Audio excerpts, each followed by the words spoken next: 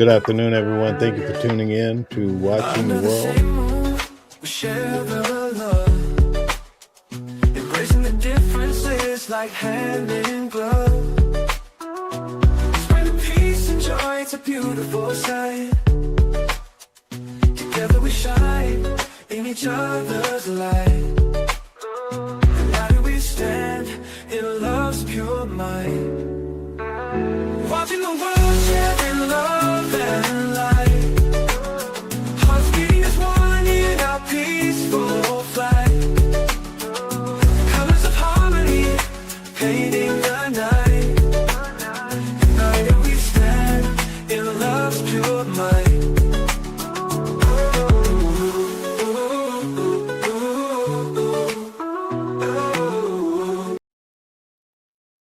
Good afternoon, everyone. I just left New York City and now back upstate. And believe it or not, you can hardly breathe with all of the smoke in the air. Everybody's saying, well, basically, about 3 or 4 years ago, we had the same issue with the heavy smoke. In fact, sometimes you look at the sky, it appeared to be red. Well, they say the smoke is coming out of Canada, but believe you me, it's burning hot outside. And everywhere you go, it smells like smoke. Depending on where you live, a lot of people are having the smoke smell with inside of the home. Thanks for tuning in. Hit the like button, share, subscribe. Thank you very much. Stella says like, share, subscribe, and turn on your notifications to be notified for upcoming shows. We typically have this show every day at noon Eastern Standard Time. News at noon, but today we're having it at 5 o'clock because I had a big meeting in New York City today. Shout out to you, OG Kicks. Let's find out about all of this smoke that's happening here in New York and also the upper East Coast and in that region. Let's check it out. Thank you, guys. Hit the like button, share, subscribe. In addition to the heat, you might have smelled smoke or noticed a thick haze outside. Canadian wildfire smoke, making things worse outdoors and causing air quality concerns. News Force Checky Beckford is reporting in Hoboken with more on that. Checky?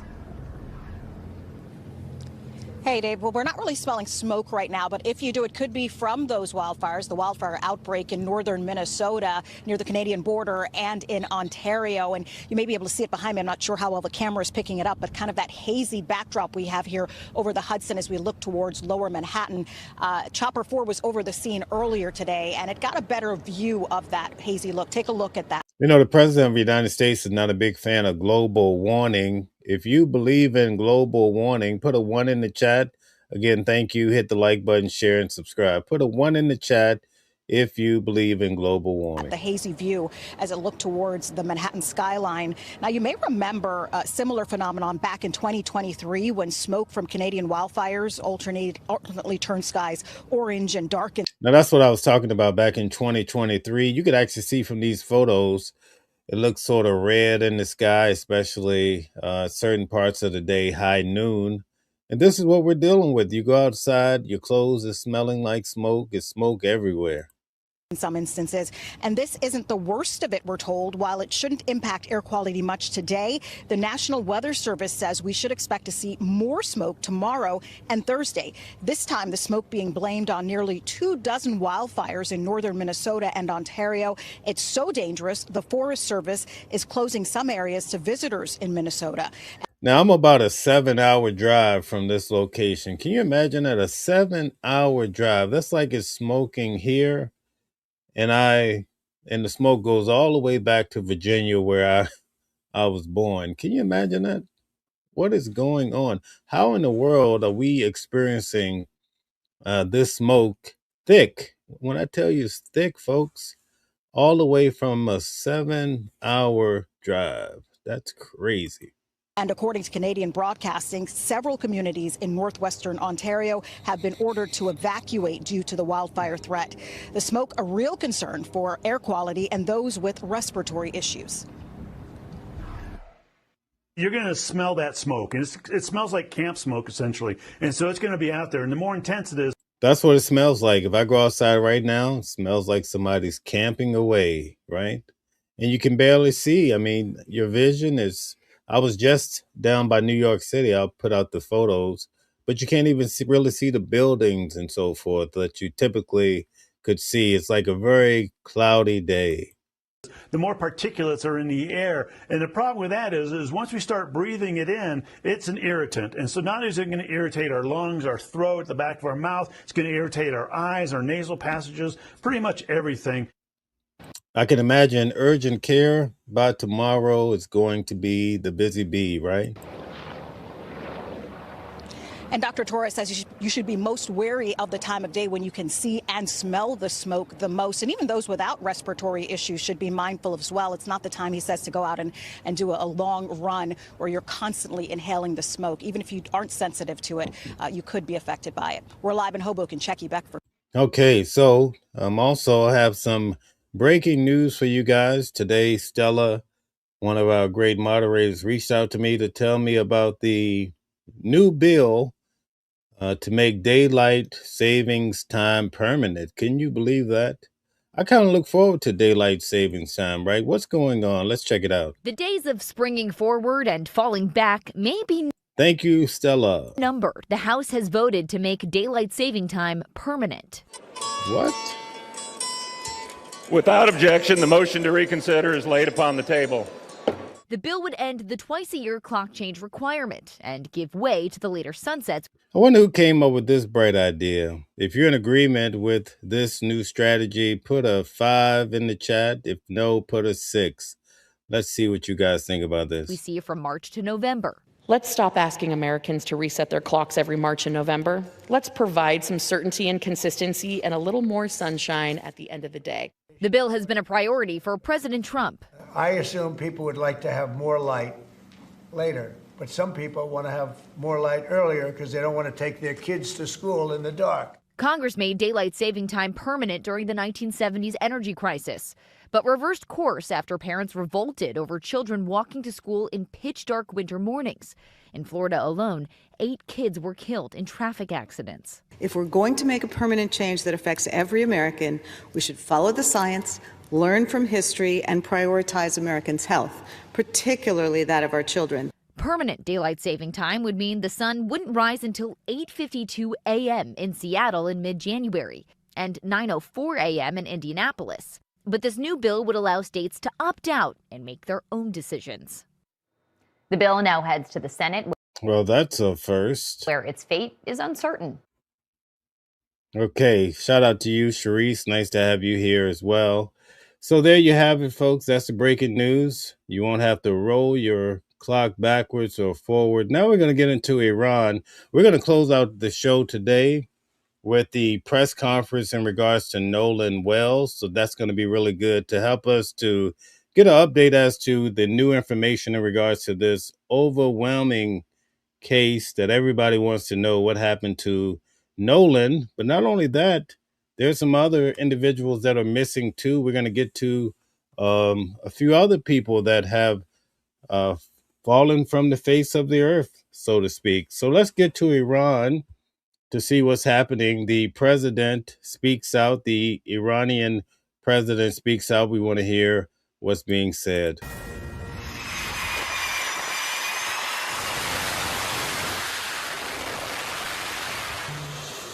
As we awake this morning, the conflict with Iran ramping back up. And Patriot, please don't come back. Thank you. At the moment, U.S. Central Command revealing another wave of strikes against Iran. This time during daylight hours. That's significant. That's the first time that's happened since the conflict started in late February. Most hits have happened at night, if not all of them. This after a 4th straight night of crushing blows as we say hello from New York. Back in New York City today, I'm Bill Hemmer. Welcome to our coverage. We get underway. Dana, good morning. Good morning. I'm Dana.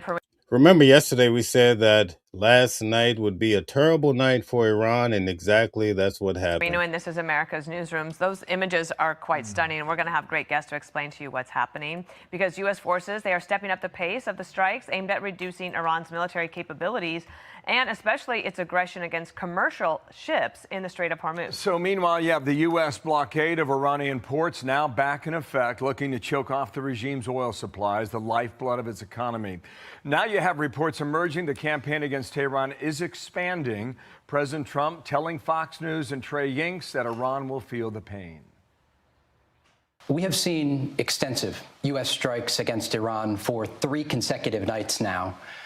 This comes after the Iranians attacked vessels in the Strait of Hormuz.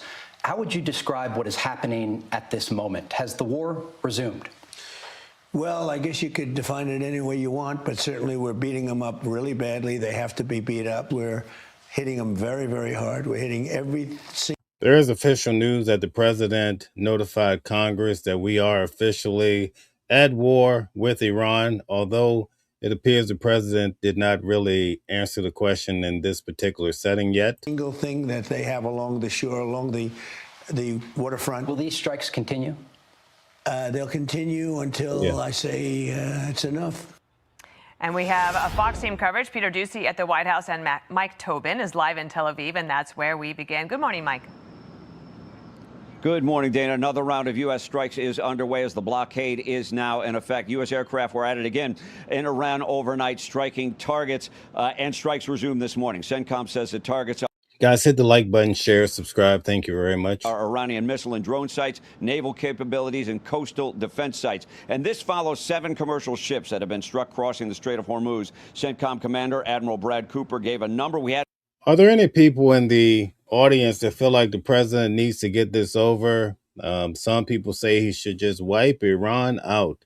Do we have any people that think like that? If so, put a 1 in the chat. If no, put a 2. Haven't heard yet. Nearly a dozen civilian crew members killed, missing, or injured by the Iranian strikes. And he added, U.S. forces are holding Iran accountable for unwarranted aggression that continues to endanger innocent lives. 137 days into this conflict, the president says Iran has been beaten up badly and leaders can be pressured into making Shout out to Claire. Shout out to Phil. Great to see you guys. Thank you so much. A deal, but the dialogue out of Iran is all defiant. They continue this language, but have they reached their goals on the ground? The people who wanted to run Iran into pieces, what have they reached? We respond in action and... So this is the president of Iran. Pay attention closely to what he has to say. Protect what we believe in every inch of our soul. The language they are using is worthy of themselves, not us. These guys are not backing down. I think by now, a lot of us felt like there would be some dramatic progress, but it seems like we're going backwards with Iran, right? And we have video of an Iranian Shahed drone striking a warehouse in Kuwait. Now, Iran has insisted they're not firing at their neighbors, but firing at U.S. targets in those countries. But Bahrainian air defenses went into effect this morning as they took fire. Also, a drone came down in Iraq. No reports of injuries. Dana, back to you. Thank you, Mike Tobin in Tel Aviv. So back in Washington now, President Trump said to be holding a Situation Room meeting on Iran yesterday afternoon. Peter Doocy from the White House picks up the coverage from there. Peter, what do we know? We know that it is the Iranians who must now decide to negotiate because President Trump has decided not to. Well, now I don't want to negotiate now. I said, let's not negotiate. 3 days ago, we had a deal. And now the New York Times describes that deal as a memorandum of misunderstanding as President Trump plots ways to pressure the Iranians back into compliance. That is why he and the vice president and the war secretary and the...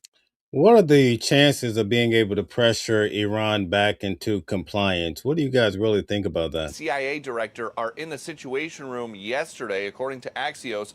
The sources said the meeting focused on new plans for devastating strikes on strategic targets in Iran, in addition to the strikes against Iranian targets in the Strait of Hormuz. The White House declined to comment. Okay, guys, M. Wallen says, I never thought they would back down. They are built with all is nothing mentality, all or nothing mentality.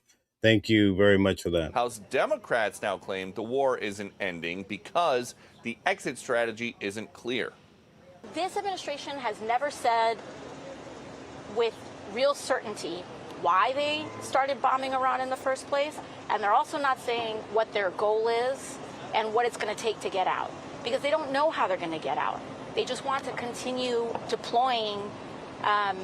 So listen, this is one of the leaders, right, asking questions. We're far deep into this whole deployment and war, whatever you want to call it. And this is what the leaders have to say. All of our resources, because they have an industry to uphold. And I think that it's horrible. And I think we need to be holding them accountable for that.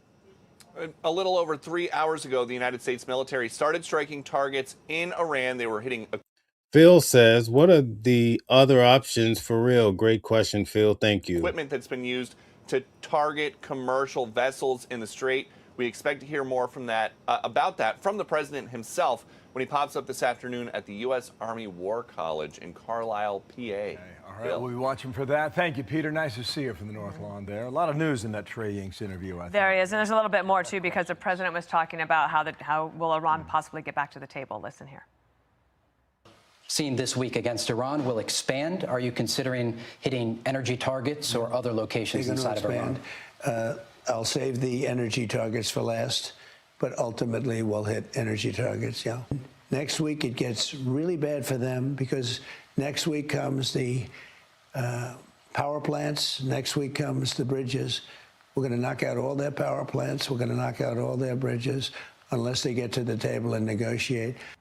So that pressure coming to try. You know what's interesting? When I was in Turkey a little over a month ago, and I had a chance to speak to a lot of people that were actually from Iran, many of these people said that the Iranian people really love Donald Trump because they see him as a way of having freedom from a regime that's really tough and wipes out people where they stand right in the middle of the street. So I found that to be quite interesting. I even had a chance to record some of these individuals. I'm going to put it on the channel. And thank you guys. Hit the like button, share, and subscribe. Now we're going to move on again and look at this whole movement last night from a different angle. All right, beginning in the Middle East, U.S. forces conducting a fourth night of crushing strikes against Iran. And President Trump says next week will be even worse if Tehran doesn't come to the table soon. Mike Tobin joins us live. He's in Tel Aviv, and he's got the latest. Mike? Good morning, Joey. Good morning, gang. The U.S. blockade is now in place. And President Trump says what that means is that the Strait is open with the exception of any ship that visits an Iranian port. What we've seen from both Iran and the U.S. now is an increase in strikes. U.S. Central Command says they've wrapped up another round of strikes inside. Do you guys feel like the U.S. should control the Strait of Hormuz and also perhaps put in a tolling system to make more money? How do you feel about that? Tell us in the comment section. Of Iran, the targets have been Iranian missile and drone sites, naval capabilities, and coastal defense sites. And this follows 7 commercial ships that have been struck crossing the Strait of Hormuz. CENTCOM Commander Admiral Brad Cooper gave a number we haven't heard yet. Nearly a dozen civilian crew members killed, missing, or injured by the Iranian strikes. And he added, U.S. forces are holding Iran accountable for unwarranted aggression that continues to endanger innocent lives. 137 days into this conflict, with the Trump reportedly holding meetings in the Situation Room about expanding the U.S. offensive in Iran, the president told our Trey Yingst Kharg Island is still a possibility. Okay, so we understand that. We're going to have to move on for the sake of time. Now we're going to take a look at Capitol Hill and how basically it erupts. Let's check this out as well. On Capitol Hill, the confirmation hearing underway for the acting Attorney General, Todd Blanche. Meanwhile, anger and outrage on the Hill as dozens of lawmakers learned former special counsel Jack Smith was secretly reading the content of their personal text messages. Dozens of lawmakers now. While investigating President Trump 2022, 2023, Senate Judiciary Committee Chair Chuck Grassley announcing plans to drag Smith back before the committee for a public hearing, accusing him of running roughshod over the institution. Smith's operation cut corners and blew through constitutional stop signs instead of respecting them and having been advised about the constitutional problems. The White House messages obtained and reviewed by Smith's team included communications with many senators and representatives. The communications included messages with members on this committee, including this senator. It also included other information irrelevant to Jack Smith's case against then citizen Trump. Instead of that information being walled off, it was intentionally shared. All right, now congressional correspondent Bill Malou. All right, guys. Greg says, I'm tired of the negotiations crap, knowing they won't abide by the agreement. Thank you very much, Greg. A lot to track today. Let's start with this, Bill. Good morning there. Bill, good morning to you. As you mentioned, we are learning today that more than 40 members of Congress had their text messages scooped up, collected, and read by former special counsel Jack Smith during his I wonder how they feel about that, right? probe of President Trump. And as you can imagine, these lawmakers are not happy about it. Most of them were Republican, but even a few Democrats were caught up in this. So these revelations are coming to us after Senator Chuck Grassley, the chairman of the Senate Judiciary. Guys, Gary says Trump is a homicidal maniac, and now we all share the mark. Every American is guilty of the M word. Okay. Committee released these records yesterday, which he says were turned over to his committee by the Department of Justice. Now, those records reveal that 44 lawmakers had their text messages with Trump administration officials in the final weeks of his first presidency collected and read during Jack Smith's probe. And Republicans who are on that list are outraged. Well, first off, it's outrageous. It's disgusting. It just shows you exactly what the Biden administration was. I mean, I'm pretty irritated. I was irritated when I knew they were reading the text messages of members. I'm not a lot happier now that I know that it's me. And some Republicans are now accusing Jack Smith of lying under oath. This is after he said repeatedly during a December deposition with Congress last year that his probe didn't collect text messages. Well, he's definitely in the hot seat. They'll be cooking him. The toll records that you requested from the senators, did they include the content of the phone calls? No. Did the records that you requested, the toll records from the members of Congress, include the content of text messages? No. Well, Senator Rand Paul, who had his text Well, that looked like a very uncomfortable question he was being asked, right? collected, reacted on X, saying in part, quote, December 2025, Jack Smith swore under oath that he didn't spy on text messages belonging to members of Congress. Today, new evidence confirms he spied on dozens of members of Hello, Freedom. Congress, myself included. This is a blatant abuse of power and exactly what our founders warned about. Senator Josh Hawley, who was also on the list, adds, quote, looks like perjury. And back out here live, Bill, two names you wouldn't expect to see on the list who had their text messages collected as well. New Jersey Democratic Senator Cory Booker and former Democratic Congresswoman Karen Bass, who is now the mayor of Los Angeles. We'll send it back to you. Nearly bipartisan. Bill, thanks. Nice to see you. Bill Malugin on the Hill. Dana's got more. More on this with Fox News legal analyst Carrie Urbon. Carrie, so good to see you. What do you think of all of this, and do you think Jack Smith lied? So I think it's an abuse of prosecutorial power for sure. You know, best case, it was sloppiness. Worst case, it was intentional. And Hello, Eric. Good to see you. Put a 1 in the chat if you think Jack Smith lied. Put a 2 if you think no. Let's see what you guys think. as Chuck Grassley, I thought very aptly said, they just trampled through and steamrolled constitutional protections of sitting members of Congress. You know, look, we have to remember what this is about as far as these text messages are concerned. As part of the Jack Smith probes, they were looking at text messages of White House officials, a lot of them. And when they were looking at those, there were a number of text messages between those officials and members of Congress, which is normal, right? This happens all the time when they're talking about legislation, investigations, and the like. But what it appears that Smith's team didn't do was properly filter out those text messages. So when they received these messages in the first place, which they did lawfully acquire, what they needed to do was take a look and say, okay, wait, we gotta wall those ones off because those are constitutionally protected and they're not relevant to our criminal probes. It appears they didn't do that. In fact, within an hour of receiving these text messages from the archives, they went and downloaded them all and read them. And so these members of Congress have every reason to be very angry. Now, Dana, in answer to your second question about perjury, you know, it really depends on the questions that Jack Smith was asked. I went back and looked myself this morning, and it looks like he was specifically asked about the calls and messages that they themselves requested. So if you recall, there was a lot of anger on Capitol Hill, rightfully so, I would argue, when it turned out that they had subpoenaed phone companies for the toll records of a number of members of Congress and didn't let those members of Congress know. So Smith was asked under oath about those those calls that they requested, they subpoenaed, he was not asked, to my knowledge, did you ever review text messages of Congress for any reason? Because if you recall, these text messages were part of the messages that they were reviewing on these White House's official phones. So he would have known, right? But he was slippery and could have said no. So it depends what the meaning of the word is. Correct. That's what sounds. Well, I'm pretty sure they're going to hold him accountable for being slippery. What say you? Like Carrie, I can make this request, but you don't have to grant it to me. There's someone on the other side who said yes. Who is that? Well, it was the archives, and these are on government phones, so the archives. Thank you, Ray. Are supposed to release things that are on government phones, right? And that's what Jack Smith's team did. They asked for these messages from the White House officials. Now, I've always thought that Smith's probe way overdid it. They were looking at messages of Mike Pence, Ivanka Trump, Stephen Miller, Donald Trump, many, many White House officials, in their quest to, I suppose, prove that there was some, large conspiracy to overthrow the government, so to speak. All right. Greg says that Obama did the same thing to Trump. January 6th, which on its face I think is ridiculous.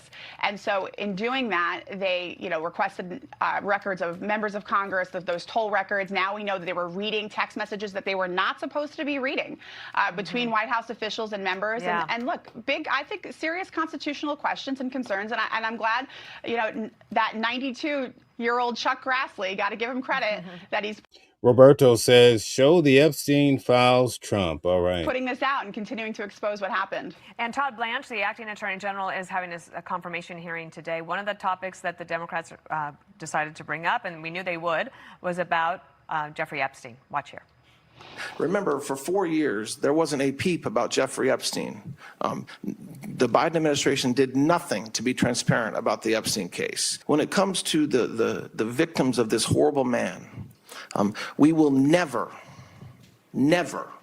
not talk to victims. We will never not do everything we can to. I just want to mention that Todd Blanche here, the acting attorney general, when I attended Donald Trump's trial here in New York, the state trial where he received 34 felonies, Todd Blanche was actually his lead attorney on that case. All right. Prosecute any. I actually had a chance to meet him and his team. Anybody that committed any crimes against any of these women. There are no closed investigations. If we learn today, if we learn next week, if we learn next month that there's an individual that we can investigate, indict, and prosecute out of the Epstein files, you better believe it, we will. And this is All right, so I'd like to hear from you guys. Do you think anyone is going to be held accountable for the Epstein files? Do you think we're going to actually see all of the files? Put a 1 in the chat if you're hopeful for that. Put a 2 if you think it's just a pipe dream. So 3 if you don't care. Let's see how you guys feel about it. an issue that continues to bubble up, and the public has not forgotten about it. It's probably one of the reasons it got brought up again today, Carrie. Yeah, I have so many thoughts on this topic. I don't have enough time to get into all of them, but I would say this. I think that Todd Blanche should be given a lot of credit for putting those files out. It was a ton of work. They put those, and if you recall the amount of how fast they did that, Todd Blanche, I would say, has been pushing transparency from the beginning on fraud, on what the Southern Poverty Law Center was up to, on what the Biden administration was up to with respect to parents who were angry at school boards, on people who were pro-life and unfairly targeted by the Biden administration, and now Epstein. And look, at the end of the day, and this is a hard truth, I think, for people to swallow, but it is that Jeffrey Epstein is dead. He died in prison. You'd be surprised how many people believe that Jeffrey Epstein is still alive, right? You'd be shocked. Now, people were very disappointed, understandably so, that he was not brought to justice in the legal system before his death. And SDNY had been building a very strong case against him. I was at DOJ when Epstein was found dead in his cell, so I remember this very clearly. But, also dying in a prison cell, whether, one kills themselves or you want to believe that he was murdered, I think is a pretty, there's something righteous about that in some ways for those victims. Secondly, I would say this, the statute of limitations with respect to sexual crimes, especially if you're a minor, whether it's in New York or in Florida, there really isn't any. So these victims, If they have cases to bring against people who they say were part of Epstein's circle, they can still do that. They can go to the police departments, they can file reports, they can contact their local. Okay, so we at least have one person here today that feels that Epstein is still alive. If you feel that he is alive, tell us. We want to know how many people feel that way. Thank you, guys. We're going to move on. There's a Fort Bragg soldier that has gone missing. We want to shed some light on the situation. Let's check it out. Fort Bragg soldier remains missing at this hour. His family says every hour without answers just feels unbearable. Army Specialist Savion Anderson is housed now, has been missing since June the 29th. He never showed up to formation at Fort Bragg that day. His A lot of people going missing. What's happening? mother says that he was also struggling with his mental health and now struggling to be able to find his way outside the military. She says just days before his disappearance, Anderson told her that his wife wanted a divorce. Days earlier, court records show the 25-year-old was arrested at a Fayetteville hotel for trespassing after officers say he refused to leave a room after. They're trying to tell you in so many words what could have happened. Just going back for a second, Susan says, I believe he's still alive, talking about Epstein. He is a puppet with a lot of information, more info if dead. So yes, he's alive. Okay. All right. Very good. And also Alexander says, why didn't the Biden administration broad release these files? Okay. So that's a good question that everybody asks in regards to the Epstein files. His credit card declined the charge for an extra night. And I'm just hoping and praying that my son was just scared. It's okay. It's okay. It's okay. Just scared that he needed a break. Spokesperson with the 3rd Corps Sustainment Command at Fort Bragg says in a statement the Army is now working with local law enforcement and the Department of the Army Criminal Investigation Division to locate Specialist Anderson and ensure his safe return. Okay, so they covered it as though he was going through some troubling times. We still want to shed light on the situation. Now we have quite a few individuals. Remember all the fraud in Minnesota that was happening? Well, we get to find out some of the verdicts in this case. Remember Nick Shirley actually went out there to cover some of these cases. Let's check it out. Who received the most taxpayer money from daycare reimbursements in Minnesota last year just pleaded guilty to fraud. Thanks for joining us at 5 on air and streaming live. I'm Rena Sargentopoulos. And I'm Kevin Holmes. Fahima Mahamud is the first defendant in the state's massive daycare fraud scheme, admitted to scamming 2 federal programs. And she'll now have to pay millions of dollars back. Our Lou Goose was in the courtroom today. Here now with our top story. Lou? Rena and Kevin, Fahima Mahamud seemed... You know, what's amazing? These individuals are getting millions of dollars, right? You're going to see in the next case that I show, these people receive millions, right? And notice the makeup of the individuals. reluctant in the courtroom to enter the guilty plea because she didn't want that to mean that her entire operation was a fraud. 5 months after she shut down her daycare, booked a flight to London, and was arrested by the FBI. Ms. Mahamud, are you here to plead guilty today? 50-year-old Fahima Mahamud admits she committed daycare fraud. Running Future Leaders Early Learning Center on 36th and Chicago Avenue in Minneapolis since 2015, Mahamud collected the most child care assistance programs. Oh, yeah. Remember, what did they call it? Like the Leering Center and some of these daycares. In many cases, they came back and said, oh, no, we actually have children at these daycares. Well, apparently there was some serious fraud happening. Program or CCAP money in the state last year at $3.7 million. In federal court while entering her plea, Mahamud and her attorney specified that there were children attending her daycare and that she has receipts. But the government didn't accuse her of inflating attendance at her center during the swift investigation that followed the attention in Minnesota placed on daycare fraud. Instead, the FBI learned from families that Mahamud did not charge. All right, she was covered up. You couldn't make out what she looked like, so they show us her face. All right. Them the required copay to receive CCAP money, which provided incentive for more families to sign up. By pleading guilty to conspiracy to defraud the United States, Mahamud admits receiving $4.63 million. How did she receive so much? Ozzy says the Joe Biden administration was the worst president of all time. All right. Thank you for your comment, Ozzy. $1 million in taxpayer money with that scheme. Ms. Mahamud, any comment? Are you going to be able to pay back any of the money? That's not all. Mahamud also admits taking part in the Feeding Our Future meal fraud scheme, claiming to serve up to 60,000 meals per month to needy kids out of her daycare, fraudulently collecting another $850,000. She was feeding 60,000 meals a month, but they didn't see too many kids walking through. They must have been ghosts, right? And court papers say she diverted much of those taxpayer funds to buy real estate and go toward her other companies, like this autism center, which has generated another $3.1 million in taxpayer reimbursements over the last 5 years. What the government will seize when Mahamud is sentenced has not yet been determined. Okay, Ronald says that Biden was the worst president too. Okay, Phil says this fraud is happening way more than they want us to know.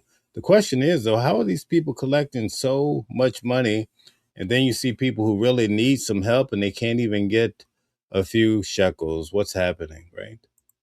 Sentencing will be slightly complicated because the judge can go as low as 2 years in prison or close to 7 years in prison if she puts the daycare fraud and the meal program fraud terms back to back. Rena. Now, Lou, they used a different kind of prosecution. This went a little bit faster. Will we see something like that in the future? This was a faster investigation because they didn't have to do all the surveillance to see if she was overcounting or inflating her numbers of her attendance. She wasn't making the parents pay their share of the reimbursement in order to get more of them to sign up. If there's other ones just like that, it's a quick way that they could charge more people daycare fraud. Okay, the H2O says it's the dark money from the Democrats. Okay.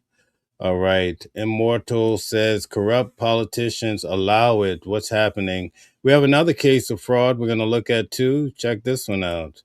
Tonight, a former daycare owner is waiting to learn her sentence after Another daycare. What's with the daycare business? pleading guilty in a fraud case, accused of defrauding the government out of hundreds of thousands of dollars. Lou Raguse is looking into her background and the unusual turns her path took. The path to federal court has been quite unusual for Jill Mertens. Ms. Mertens, anything you'd like to say about these fraud allegations? The 43-year-old Hamel resident is an accomplished singer,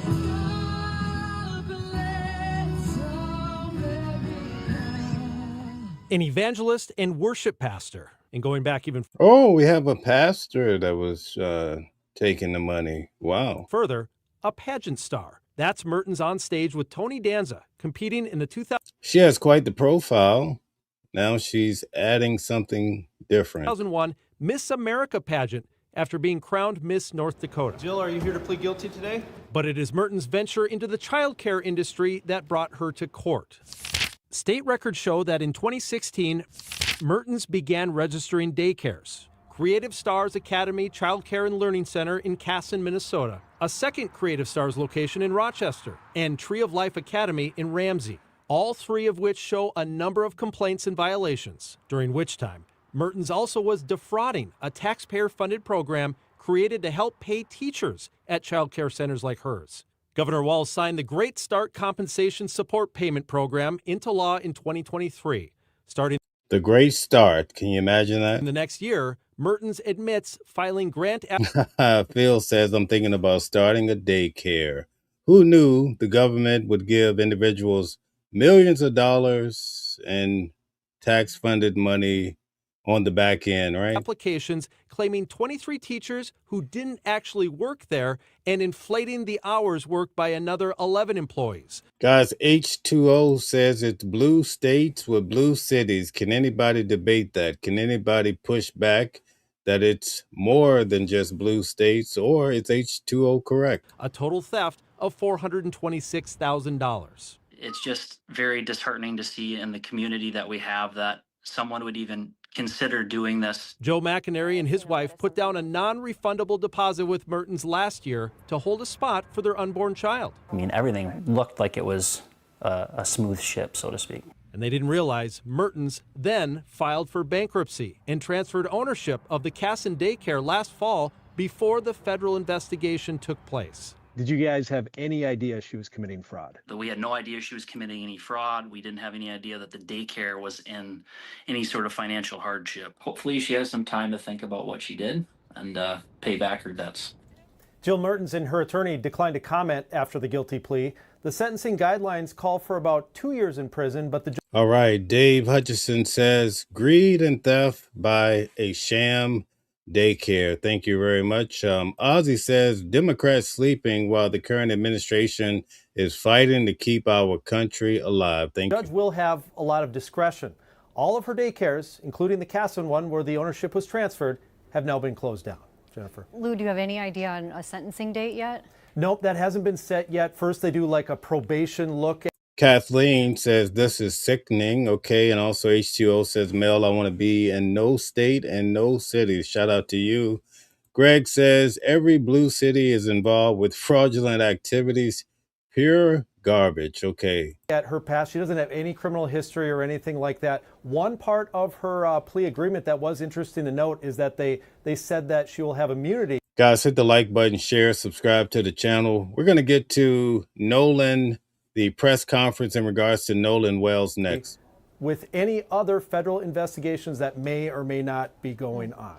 Okay, so a lot of this stemmed from Nick Shirley, who I've met in person here in New York. I was actually there when he was punched in the head by some of the Africans when he was shedding light on what was happening down on Canal Street. So anyway, let's move on. Let's cover what's happening with the latest update in regards to Nolan Wells. Put a 1 in the chat if you think this case is nefarious, okay?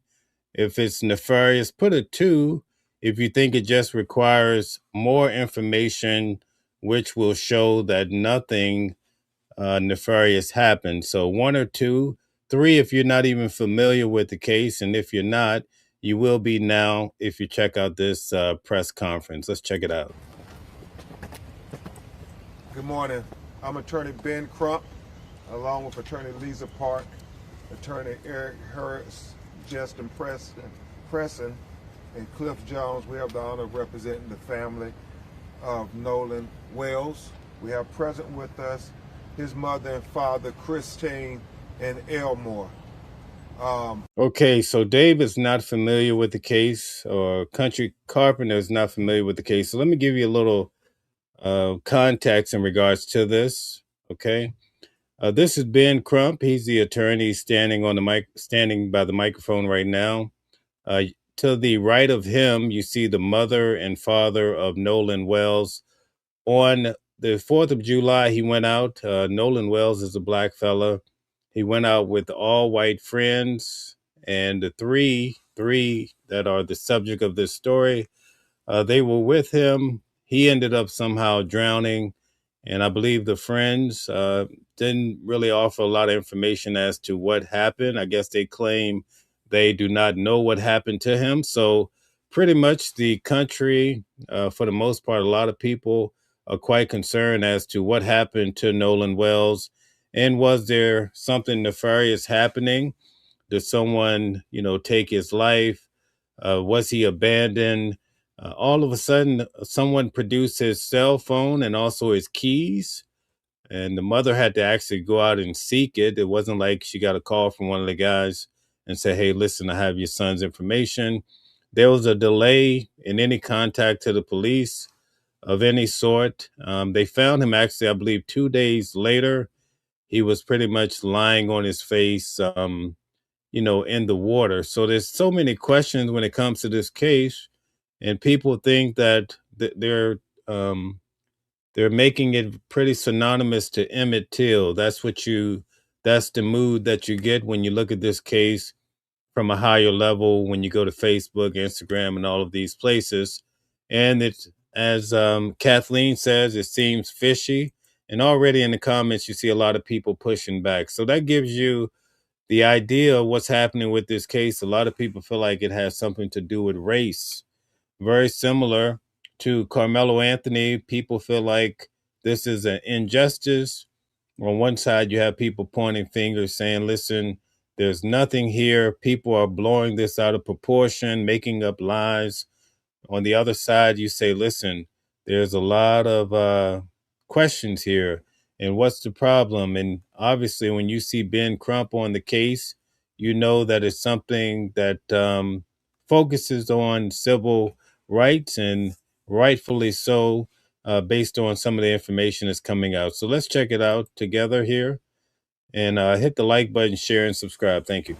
We've just had an opportunity to meet with District Attorney Angel McElgrath and some members of her team. We had a very respectful meeting.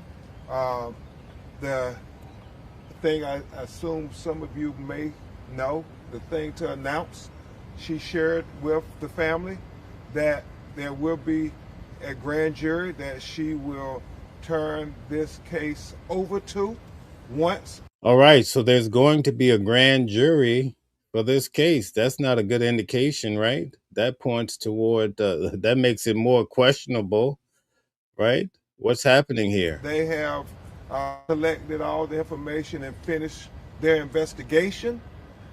We also agreed that we will have a mutual inspection of the cell phone with our experts and their experts. Attorney Eric Hertz is helping lead the investigation team. Guys, I'm with Mustaine. I'm waiting for the autopsy. There's 2 that are coming down the pipeline. H2O says, I see Ben Crump. I know there's a lot of money left on the floor somewhere. Oh my. With former law enforcement experts who are going to help us with the cell phone download. So everybody will be able to see at the same time what the cell phone has. So the family has not turned over the cell phone that was retrieved to law enforcement. And Ben Crump is actually explaining that they're, going to get the information. They're trying to make sure that nothing nefarious happened and they're keeping control of the situation. So when the local law enforcement ordered an autopsy, Ben Crump, along with the family, they ordered an independent one. And I believe Colin Kaepernick was the one that paid for it. And I think Tyler Perry is going to cover the funeral. All of this is going to be happening on Monday. I wanted to mention what Tammy had to say. Tammy says, no autopsy and everyone is an expert. And that's what we see online. That's I can understand your position. We also talked about trying to make sure we dot every I and cross every T. I know that we're getting about 50 calls a day to 100 calls a day from people who were there on Horn Island, people who are familiar with individuals that were there on Horn Island. And so we continue to be steadfast in trying to get to the truth of why Nolan Wells is dead. At this time, we'll have Attorney Hertz say a few words. I want to ask you guys a question before we get to Hertz, right? Keep this in mind. Most people that are in the chat probably has children or what have you. You get my drift, right? But your child goes out with 3 individuals and your child does not come back home. The 3 children, perhaps one of their parents is a judge. And so they've been instructed, to protect themselves. So they lawyer up and they do not provide information. How would that make you feel? Do you think it's fair? Whether it's legal or legit, I'm asking you, do you think it's fair? Answer in the comments. We have some intelligent people here. I would love to hear your position. Just on that little bit, you can see why the mother is quite concerned about what happened that night and not being able to get the right questions answered. You just receive a cell phone and its keys with conflicting stories. The boys did say, I guess, now this is what we heard through the grapevine, is that they said that he went with a girl. And then the girl, whoever this girl is, I don't want to state her name, but she said no, he went with the guys. What do you think about this? How would you deal with this if it happened in your life to your family member? All right, let's check it out. Let's get back to it here. And then Christine and Elmore would just talk about the homegoing services and celebration for Nolan, and then we'll take a few of your questions. Attorney Eric Hertz. Thank you. The family has received a lot of support M. Wallen says, I saw that Byron Allen donated $100,000. I think they received over 600 and maybe 20,000 so far. So a lot of people have been given to the family to support them at this time. Right now, there's a lot of unanswered questions. We appreciate the district attorney meeting with us, but because of certain types of confidentiality that even the victims are not allowed to know, we did not get all the answers we want. We have an independent investigation going on that involves former law enforcement, federal agents that are going to be looking into all the... Okay, so the FBI is involved too, so we have some confirmation that the feds are involved. Tammy says, yes, it's fair. Only speak when you have counsel. Okay, thank you, Tammy. H2O says, families, get your child private one-on-one swimming lessons to make sure they are drown proof. Now, I have to push back H2O. I understand that this kid could swim quite well. The question is, though, and I think it comes up in one of these press conferences that perhaps there was some alcohol floating around. We want to know, did that have a factor? That's why the autopsy would be very prudent at this time. Jay Boff says, something ain't right. That's for sure. Thank you very much, guys. Take the time to subscribe. We typically have this show every day at noon.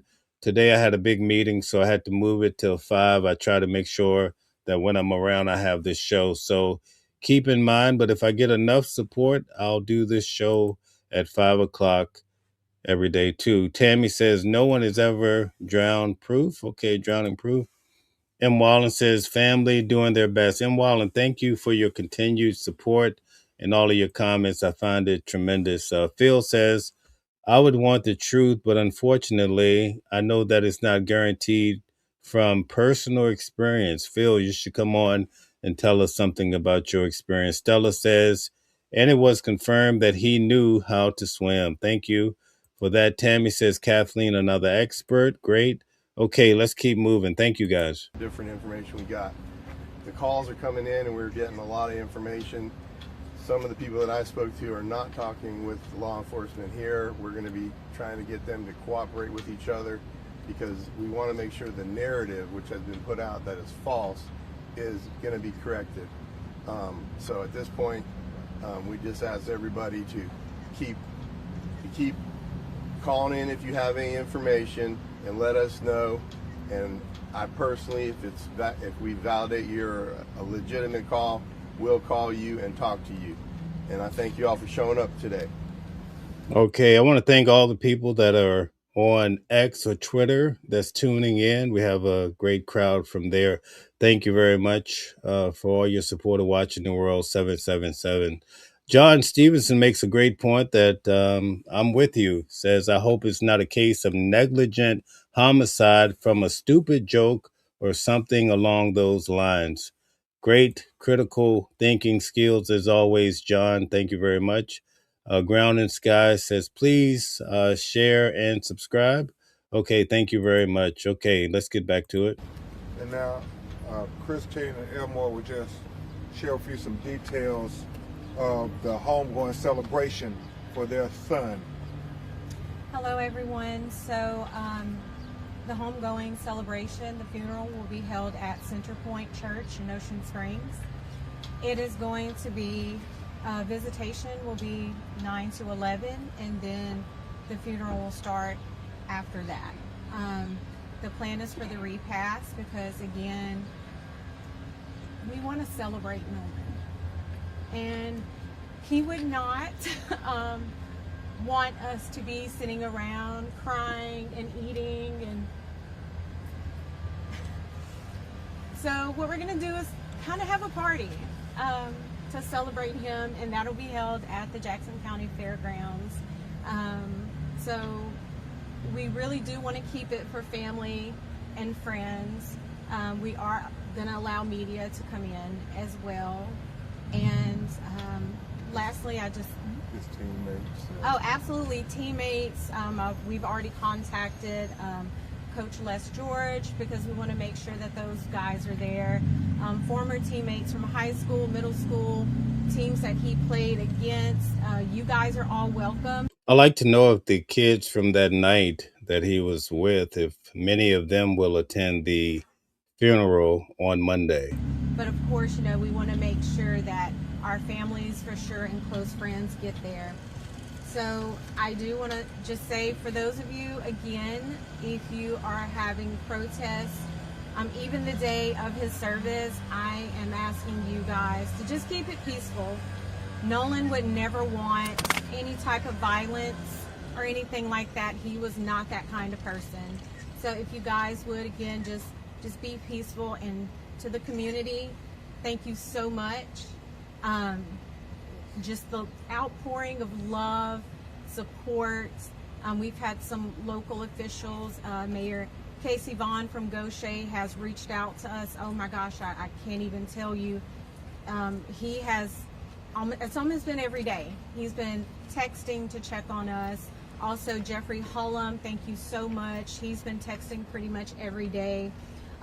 Receiving a lot of stories from Nolan's teachers, which just warms my heart, his classmates, teammates.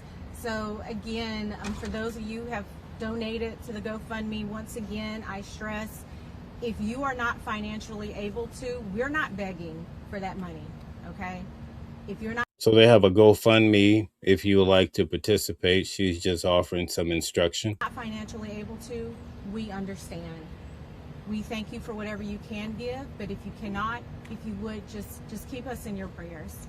And to his friends, stay strong, and please just take care of your mental health, because I know this is a lot. It's a lot for us, and I know you guys are feeling some of that too. So thank you all. That's right, Kathleen. This is really sad to say the least. We have Jeremy. Jeremy says, what will you maggot losers do with your miserable lives when Trump is gone? Okay, this is about Trump. Okay, H2O says that young man was going to the NFL. Okay, John says, what does presidential politics have to do with this young man? Thank you, John. M. Wallen says, people are jealous of their GoFundMe success. All right, let's get back to it. Now, before we get back to it, I just want to make this statement. You guys remember there was a photo that came out of Nolan being at a pool party, and people started to say, well, this is from that night. This happened. So in other words, they're saying, I think the last time anyone really saw him was around 3-something p.m. And so now with the pool party, I think it was like 1 o'clock in the morning. So now people started to say, well, he made it back to shore because he went to this pool party. Someone beat him really bad, and then they took him back to the island and left him there, killed him, or whatever happened, right? So I want you to keep that in mind. People are starting to try to do their own investigation and put everything together. And it kind of confuses things because sometimes it's not right, okay? So pay attention to what the attorney says now in connection to that pool party photo. The one that I said I didn't want to get behind until we actually get the metadata to know what it really stemmed from.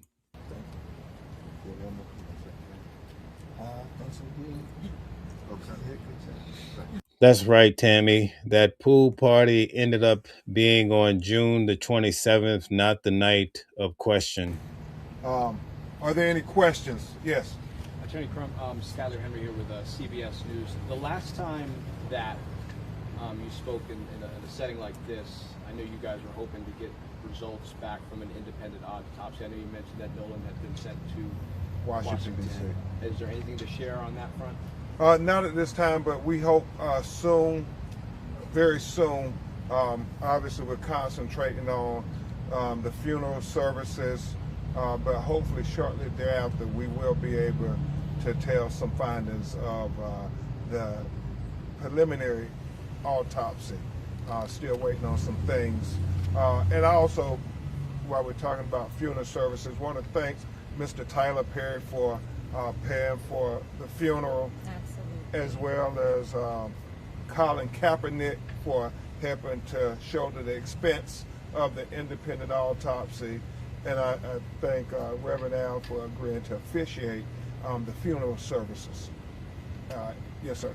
Aaron Gilchrist with NBC News. Mr. and Mrs. Wansley, you said from the very beginning that for you, this was really about getting some answers about what happened to your son. Do you feel like after your meeting today, you have any more clarity on what happened? Well, it was just a meeting where she talked about the process. She didn't tell us any information about the investigation too much, because those things are, as she said, her role and what she has to do. But they still have questions, and that's not insignificant to this meeting. It's just in general. Every morning they wake up and there's a hole in their heart, and they are trying to say, what happened to my son? Wow, this is so sad. Thank you, Ground and Sky, for gifting a membership. Thank you. Obviously, they feel strongly that he would not have just stayed behind. He wouldn't have left his cell phone. And so we're trying to get to those answers. Hello, Grateful Heart. Terry Crump, Brian. Empress, good to see you as always. GC Wire. There's been a lot of misinformation that's been spread online, especially the pool picture that was shared by you, and you had said that... Well, I didn't share it, I reposted it. See that? They're asking him about that pool photo, right? Let's go back. And so we're trying to get to those answers. Terry Crump, Brian Rose, GC Wire. There's been a lot of misinformation that's been spread online, especially the pool picture that was shared by you, and you had said that... Well, I didn't share it, I reposted it. We're reposting everything. Let's make it clear. We're reposting everything because we're trying to get people to come in and call. And so we've said from the beginning, we're in a ferocious search for the truth. And so things out there, we are trying to post, ask people, do you know something about this? Let us know. Just because we repost does not mean that we authenticate anything. Look at our social media. We have always been very careful to say this is a repost, and we almost always give a declaration that that's what it is, a repost.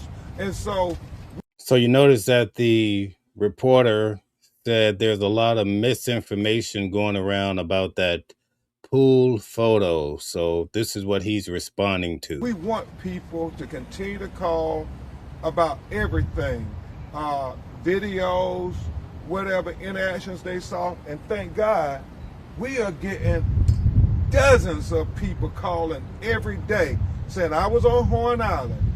This is what I saw. I know these individuals. This is what we know. They said, we understand the sheriff's investigation has hundreds of people calling too. No, the phone is still with the family. I think they just covered that. Has not been turned over to the authorities yet.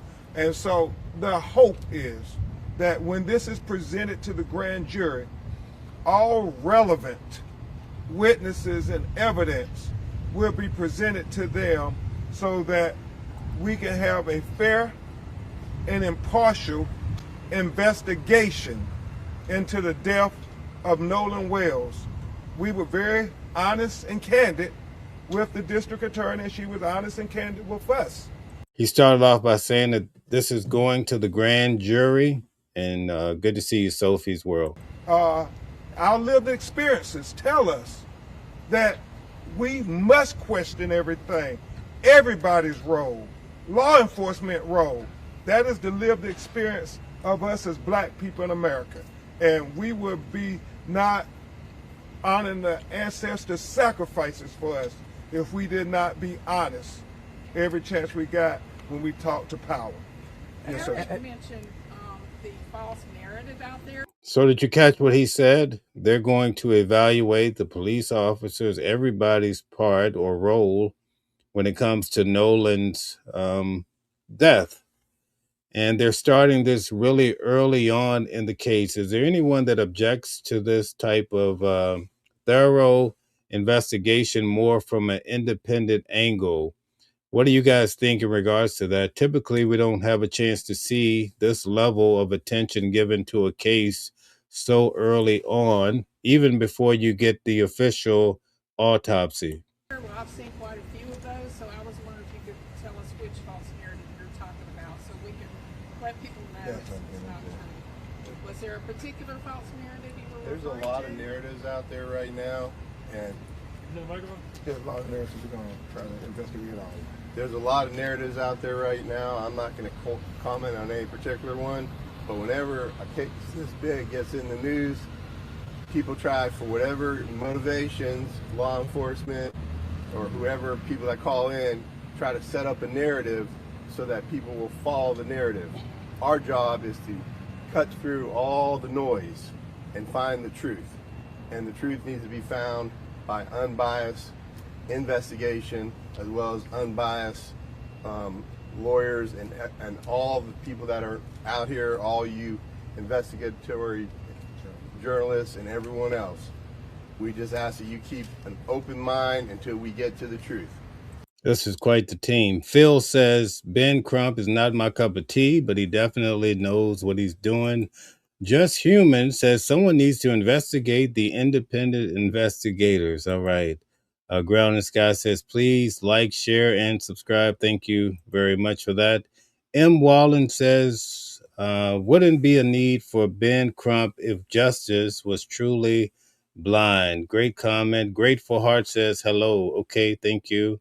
All right. And Ground and Sky says, we want to know the truth. And one of the things I will say, we are trying desperately to figure it out. And we don't profess to have all the answers, but boy, we're trying. And so when people call and tell us this is this person, and then we get somebody saying that, no, this isn't that person, we're trying to balance it all. So we want to even be more careful ourselves to make certain that we're trying to get people to come forward. And there are a lot of people who have different perspectives. We're getting that just from the phone calls, that people who were there at the same time are saying different things. But we're going to get there. We're going to get to the truth. So first, I yes. just want to say my deepest condolences to you, Christine, and Elmore. My heart hurts. I'm praying you heal WLOA, spirit home. But I want to go on and ask you, Attorney Ben Crump, you say that you were talking about the process in there with the DA. Were any affidavits or possible prosecutions or criminal actions presented to her to be signed eventually, or do we know anything right now? And as she says, her role is confidential at this point, but so she can maintain her prosecutorial independence. Obviously, I stressed to her very strenuously to say, we want you to zealously, you and the Sheriff's Department, to zealously investigate this matter, and Christine and Elmore share their life experiences too. We know through our lived experiences, our life experiences, and she said that's not how our office operates, but we know in America, in the South, certain people are investigated differently.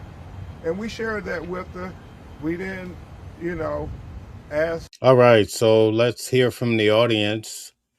Do you agree with what he said, that in the South, certain people are investigated differently? Put a 1 if you agree with that. Put a 2 if it's a no. Put a 3 if you've never really thought about it before.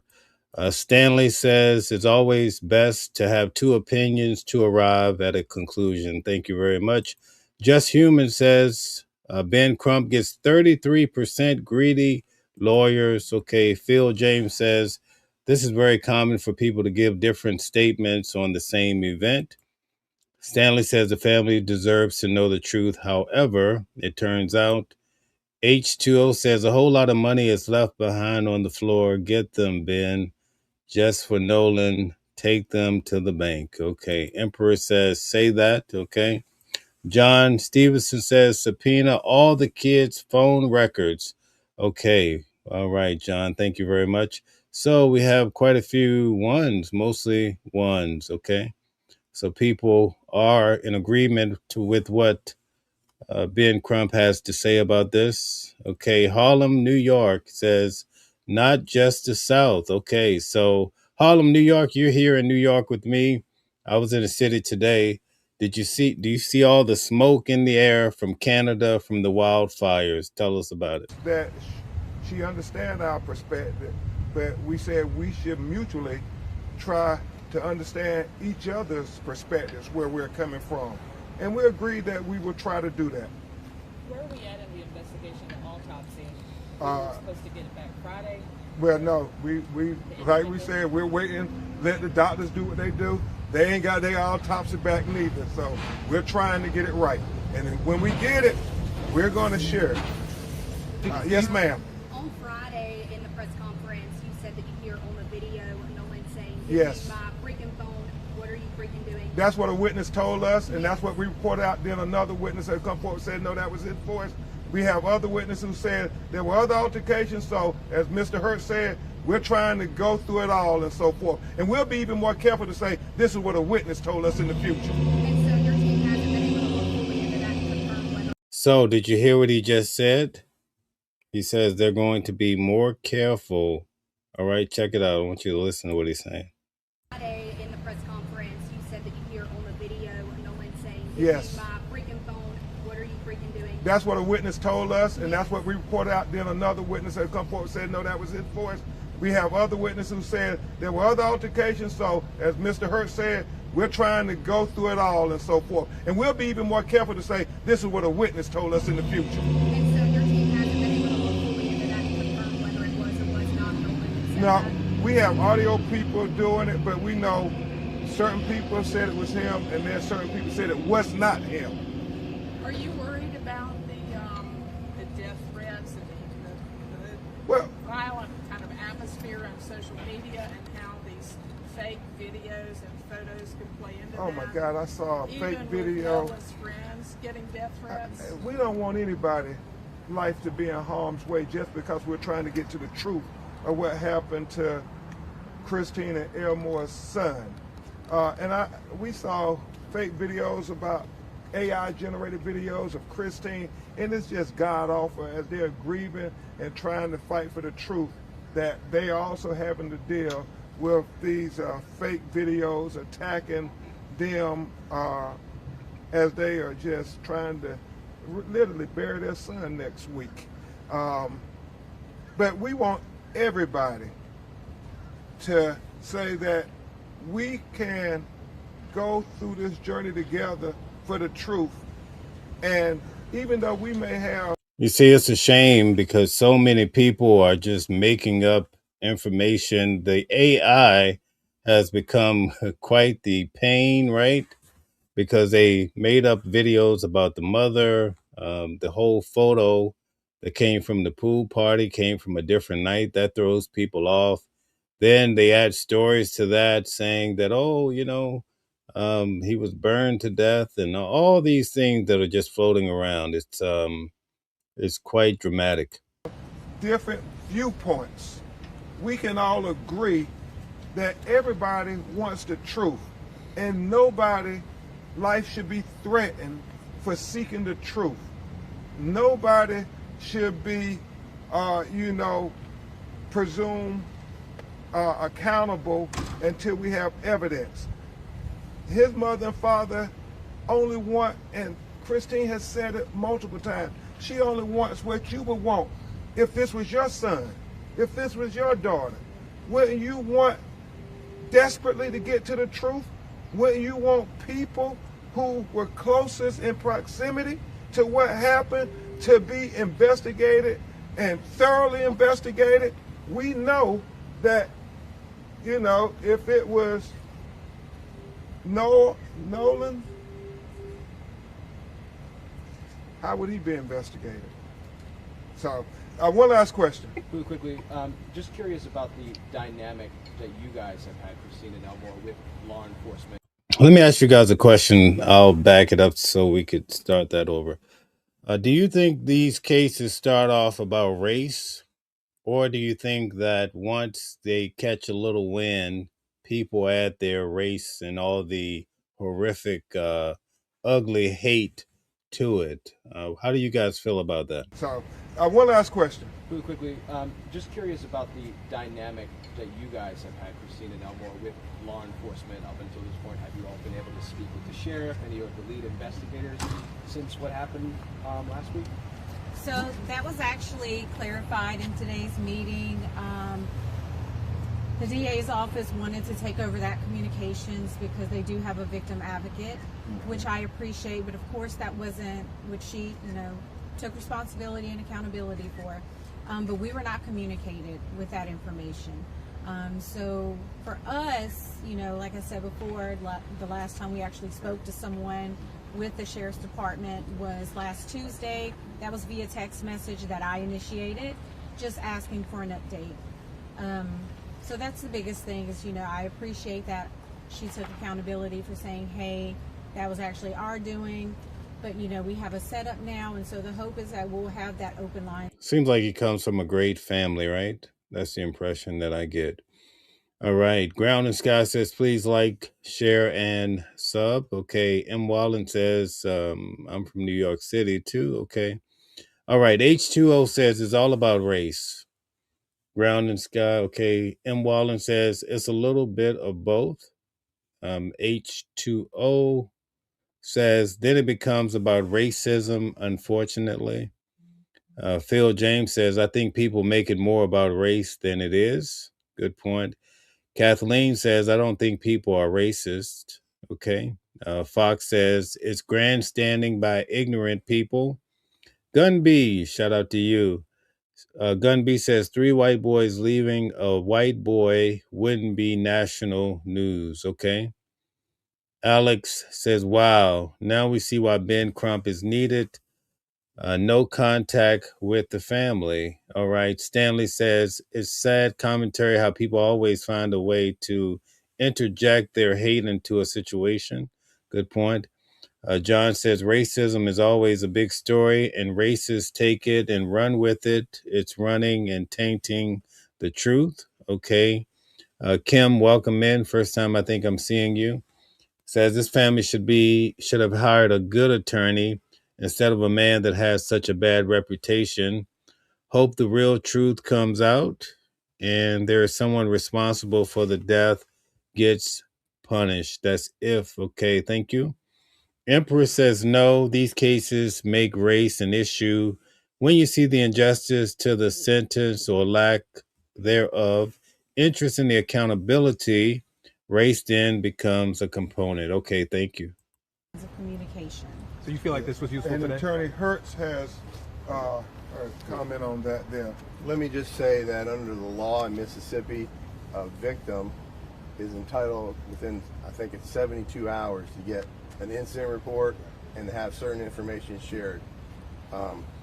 It's been more than 72 hours. How do you guys feel about their legal team so far? You had a chance to hear from pretty much most of them today. Are you impressed? Hours, and that's part of the meeting here today to start getting the incident report and all that information that we came here to collect, as well as listen to the district attorney and what she had to say. Did you get that report? No, not yet. We are working with them to say there need to be better communications with the clients and so forth. So the big things that we know, there's going to be a grand jury into the death of Nolan Wells, and number 2, that we're going to have a mutual inspection of Nolan's cell phone. We just want to make sure everybody else's cell phone is also being downloaded. Thank you. Really quickly, as far as Okay, so there you have it, folks. That's the press conference. I cover these cases.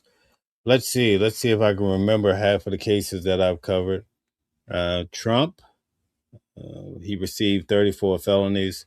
Sean Diddy Combs, Harvey Weinstein, the Alexander brothers, Luigi Mangione, his state trial, and also the federal, Nicolas Maduro, L.A. Reid, the list goes on and on, right? We also travel out to Nancy Guthrie's home. Speaking of Nancy Guthrie, this is what I was wanting to hear from her family. More press conferences, and you get a chance to hear them and how they really missed their mother. But we didn't really get a lot of that when it came to her case. I'm not sure why, but it's been pretty silent. But anyway, keeping it to Nolan, right? So Nolan, after covering so many cases, you'll start to realize, like the public, not understanding how the court system works, they think that, it's going to be a lot of there. And the fact that he's mentioning that is going before a grand jury, sometimes it sets you up for, like a something that may not actually materialize, right? Because even if it goes to court, if it comes back that he had alcohol in his system, you're going to see how in court it really goes all the way left, because people are going to say, "Oh, this is such a big deal. They're going to be proving these people did something to him." And by the time those attorneys get done with showing that the person had alcohol, I'm just saying the court system is more complex than most people who are on Facebook just pushing a narrative could ever understand. In fact, a lot of times the judge may not allow certain information that you think is key to the case to ever see the light of day inside of the courtroom. And anyone that has attended these type of cases, or perhaps you've had a case yourself, you know that it's very complex, just to say the least. Stella says, like, share, and subscribe, and turn on your notifications to be notified for upcoming shows. Has anyone placed him? Is there any witnesses? What witnesses are going to be allowed in court? How many people are actually going to show up? Are they going to say that he actually got back on the boat? When will they say was the last time that they saw him? They're going to get into the alcohol and how many people actually had alcohol. As the witnesses come in, they're going to be asked, were you drinking too, and how old were you? This is just the nature of how it works in court. So that's if it even gets to that level. Right now, we get that impression when the lawyer says, oh, there's going to be a grand jury. Does that mean that is that going to materialize into charges? People that are not versed in the court system might think so, but then they're shocked when things don't always turn out or pan out the way that they're expecting by watching Law and Order and some of those Murder, She Wrote shows on the television, right? People become TV lawyers and experts, but in court, I'm telling you, it's very complicated, and it's not what you would imagine in most cases. We're going to have criminal defense attorney Calvin Johnson break it down for us more about Nolan Wells on Sunday. I believe next Monday we have Candace Kelly. She's going to be on. She's a law professor. She was on last Monday. She did a good job breaking down Nolan Wells and Carmelo Anthony. And again, I've spoken about Carmelo Anthony. I attended his trial. Coming up, I have Chris Brown. I will be attending his trial as well. I have Tyler Robertson. I have Little Dirk. I have quite a few court cases coming up. In September, I will be attending Luigi Mangione's trial here in New York. So I attend court every day. I go in often as media, so it's much easier for me to attend in New York. When I went to Carmelo Anthony's trial in Dallas, I had to attend along with the public. So every day is just a draw, and you just have to take your chances, and you have to get there extremely early in order to attend court. But in New York, I'll be able to go in at a reasonable hour. Let's look at some of the comments before we take off. Everybody has been very amazing today as far as their comments. M. Wallen says, Nancy Guthrie case is so baffling. In fact, guys, if you have any questions, I'll take questions about, with Nolan Wells, I just want to be very clear. I'm not of the opinion either way yet, because I have a wait and see attitude. I'm really waiting to see about the autopsies, and because there's 2 autopsies on the way. And also to find out more, but we also continue to research and investigate in our own way in regards to the case. But also, if you have any questions about Carmelo Anthony or any of these cases, now is your time. I have maybe another 30 minutes that I can spare. If you have any questions, this would be a good time. If you would like to come up and ask me a question, I'm going to drop the link right now. And you can actually come up. You could keep your camera off, whatever you like. Here's the opportunity for the next 30 minutes. You have my undivided attention, so come right up. All right. M. Wallen says Nancy Guthrie case is so baffling, disappointing that the FBI hasn't solved it yet. You know what, M. Wallen? I've been working on the Nancy Guthrie case. I'm back on that case. And let me tell you something.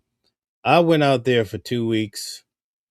I stood outside of her house for 2 weeks, looking and asking and trying to figure out what could have happened. I'm going to tell you in my own personal opinion, I don't think she ever left the neighborhood. I don't think she was ever put in a vehicle.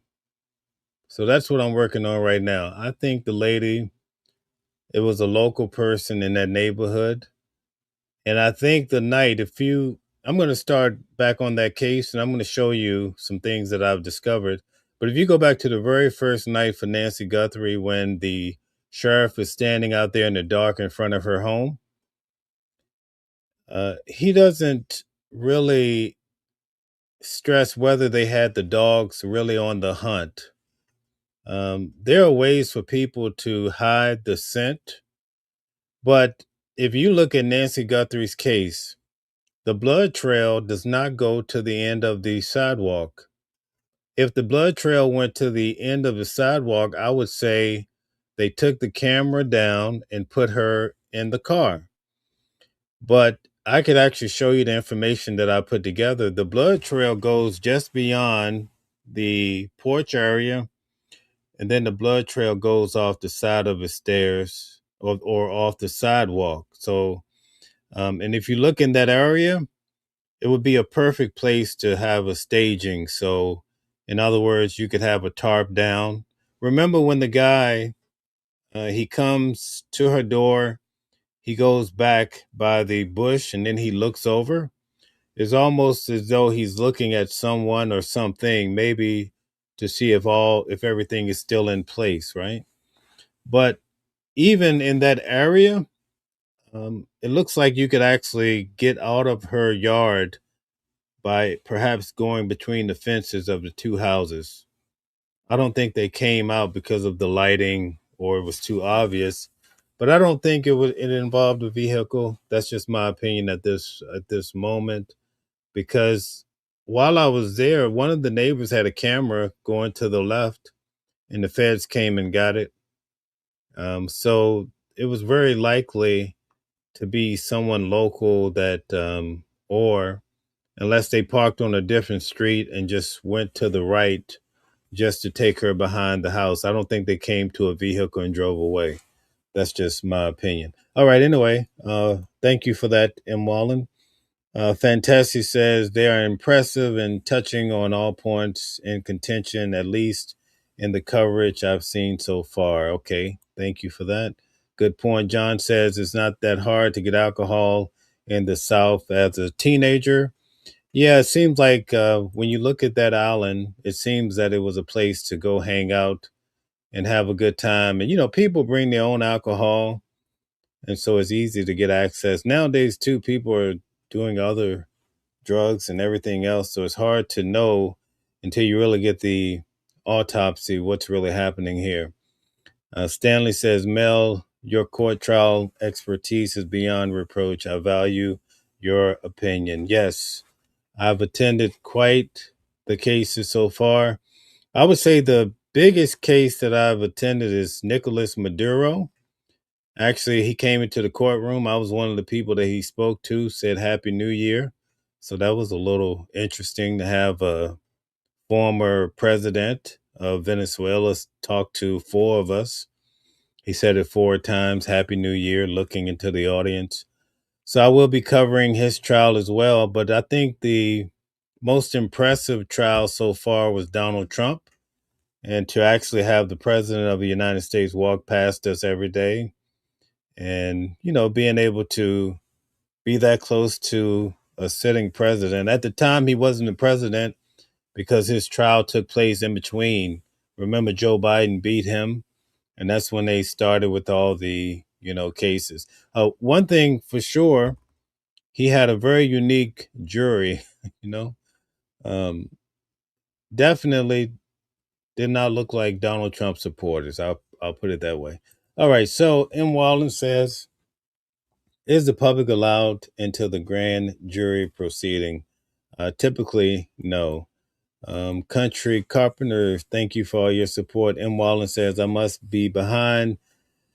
Didn't even know Chris Brown has a case. Yes, he has a case in September in London. I'll be there covering it. So that's about a 10-hour flight. Okay. Phil James says, no, the public is not allowed into the grand jury proceeding. Thank you, Phil.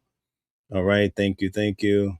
John says, if someone gets indicted after grand jury, all hell is going to break loose.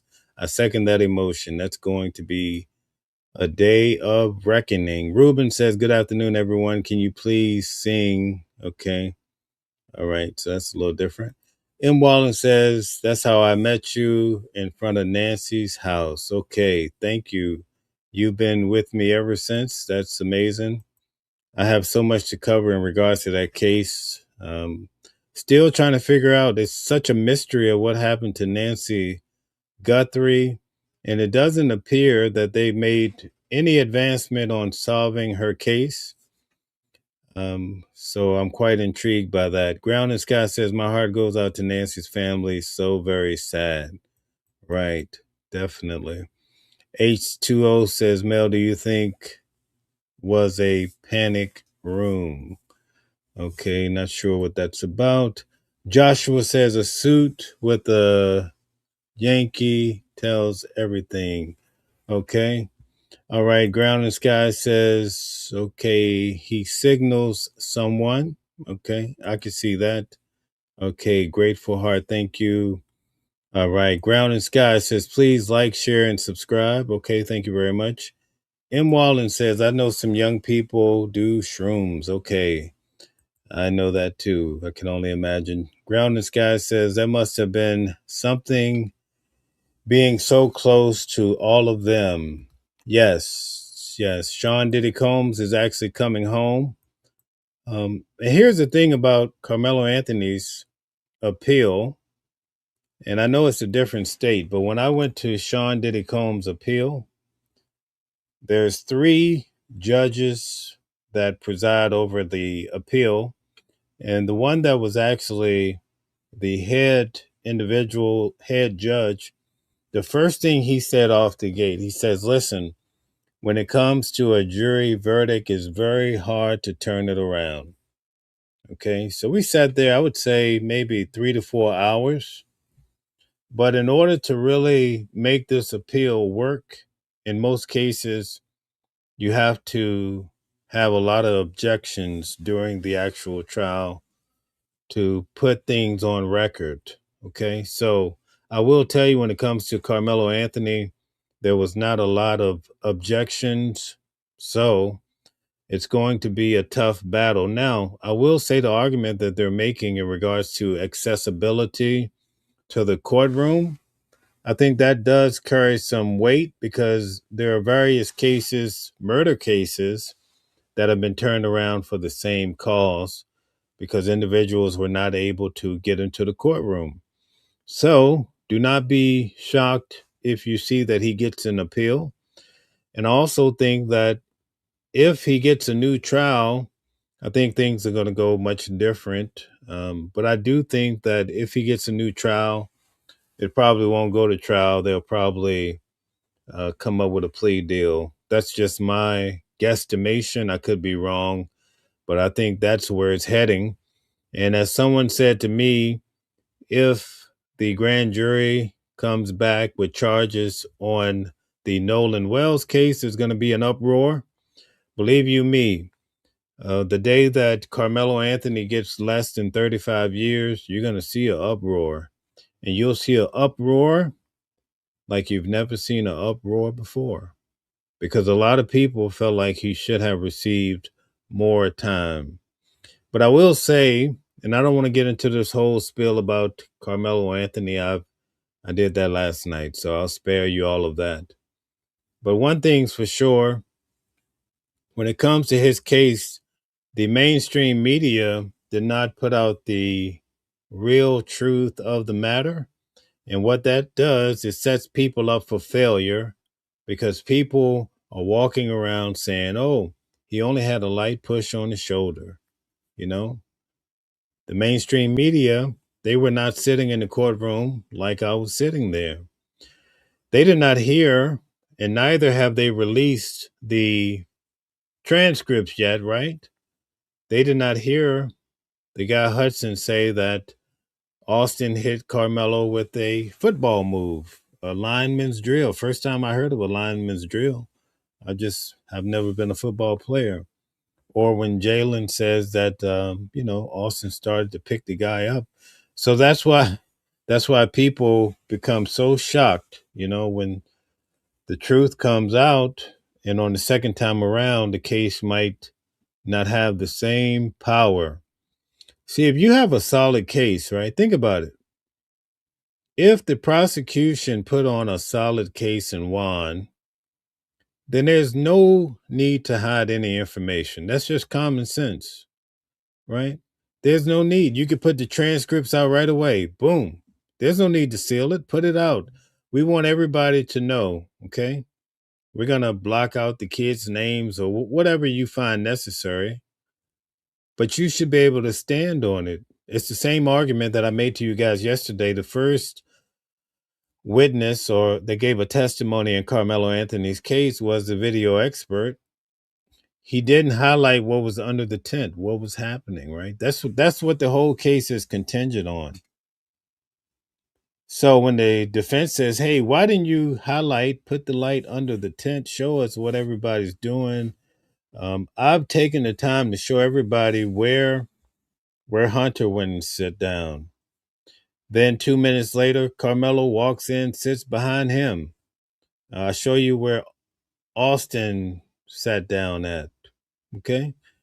They didn't take the time to really do that in the court case. So we had basically 3 days of the prosecution's witnesses. We started on Thursday. I sat on the front row right behind Carmelo Anthony. I saw him sitting in court shaking. I says, I heard in the opening arguments that he had epilepsy, right? He also had some shoulder surgery, I came to understand, or whatever. Not surgery, but an injury. So let me be accurate. Okay. He also was, they talked about the weight difference between the guys and all that. The second day I sat on the back row, and that's when I was able to observe more about what was happening. I saw some individuals in the audience, in the gallery, communicating with the witnesses. You can't do that. You cannot do that in a case, folks. What are we doing, And listen, I'm not one to look at things one-sided. I could probably argue this in both ways, right? But one thing for sure, I attend court, as I told you, here in New York all the time, and other places, New Jersey, so many cases, right? Most of the courtrooms do not allow you to communicate or to make any noise, right? Because everything can affect the overall case, okay? So that's why I pointed out when I was sitting on the back row that day, I'm just breaking down the days. I would look to my left, and about 6 people over was Austin's mother, and she was crying all day. I mean, it was loud. It was very uncomfortable. It was very emotional, right? And what a lot of people don't realize, I counted 3 jurors that were crying. Yeah, they were crying too. When I say crying, I'm talking about active tears and wiping tears. I'm not just saying teary-eyed, okay? So, it was very impressionable, and they were so absorbed in the mother. So that's why I see the wisdom in New York where they say, listen, if you start that, you got to get up out of here. That's no jab at the mother. I'm just giving you guys observation. It's not my job to try to sway you in any direction. I'm just laying out some of the facts of observation. I also saw when they played the 911 call, the mother was really crying a lot. I don't know why they played the full. I counted maybe 6 minutes. And when we got to 3 or 4 minutes and the mother was crying, I'm like, why would you, as the prosecution, this is your jurisdiction right now, why would you keep playing this entire video when the mother is just being tortured, But Then when I went back through it, the video offered a lot of valuable information all the way through, so it makes sense. But just sitting in court and hearing the crying and so forth was tough. I looked over to my right. To the right was Carmelo's family, and I even observed some of them were crying, you know? So that was deep for me because I'm like, wow, even some of his family members were crying. I looked at Carmelo and his head was down, you know. I could tell it was weighing heavily on him being the man of the hour, right? So that's something to think about too, okay? So I'm just going to go through a little bit more here of these questions and see. I see a lot comments came in. Empress says, it's unfortunate as a community of color, we tend to go with the high profile lawyers versus building a team based on skill of nature of the case. We all aren't millionaires, I understand. Okay. Good comment. Stella says, like, share, subscribe, and turn on your notification to be notified for upcoming shows. Thank you, Stella. Ground and Sky says, I sure hope he will get a better deal. I think it's going to happen. Ground and Sky says, no more time. Okay. I have to be realistic, so I'm not one to try to push a narrative about how much time he will receive. I just speak on some of the things that happened in the case that seem to be questionable and it needs to be fixed. My only argument is that if there was two individuals that were actively participating in the fight against him, the jury should have been made aware of that. It did not happen. And as I started to tell you, the video expert did not highlight what happened under the tent. Not even to the extent that I did when I shared the video with you. So think about that. Even the defense, you pay top dollar. Well, in this case, I don't know if it was top dollar, but you pay money and the defense doesn't take the time to highlight what happened under the tent to show what Carmelo was doing and also what the twins were doing. Okay, so it's very important. Phil says, I don't think there will be any rioting, even if Carmelo was free tomorrow. Okay. All right. I think there'll be some disgruntled people indeed. H2O says they won't ride Charlie. They won't ride for Austin either. Okay. All right. Ground and Sky says I never played football. Okay. M. Wallen says there should be no uproar about a young athlete that went to a sandbar for the 4th of July and is no longer with us. Okay, good point. Thank you. D. Cran's in the building. What's up, chat? Happy Wednesday. Okay, Phil says, where was the defense own expert? I think they refrained from calling any experts because of the gentleman's deal. That's the only thing that I could possibly think of, because you would at least call in. Listen, if the boy has epilepsy, right, wouldn't you at least call in a expert to say, well, not that epilepsy would cause you to do something, right, either way, but how frail, how fragile a person with epilepsy would be, or the fear of having a head injury and what magnitude that would play, perhaps from his reference point, having epilepsy. I would, typically when I cover these cases, like I covered the Alexander brothers, and they brought in a specialist that really helped us to understand how people just make up stuff for the trials. So these experts, they help you fill in the gaps. Sometimes you get an expert about drinking alcohol, how it affects you, or being on drugs. With Sean Diddy Combs, there was a lot of drugs floating around. So the expert helps you to understand because, in general, most people don't. Elizabeth, shout out to you. Good to see you. AJ says, only a hole in the heart. Okay. All right. Let's see here. Phil says, was he medically clear to participate in sports? That's a good question. That's a question that should have been answered in the trial. That's a question I walked away with, because if you can actively play football, then that's something that duly noted, right? Ground and Sky says he was just a little guy. He was 5'7", 130 pounds. Austin was 6'1", 220 pounds, according to court. In the video with Hunter and the mother said he was 225 pounds. I would take it that she would know. She probably was still buying his clothes, I would imagine, right? D. Cran says, Stella, hello. Okay, that's different. Okay. H2O says, no death threats made on Tyler Robertson, though. Huh. Okay. Good point. Stella says it was a little bit of everything. We had news at noon at 5 p.m. Eastern Standard Time. Okay. Thank you for that.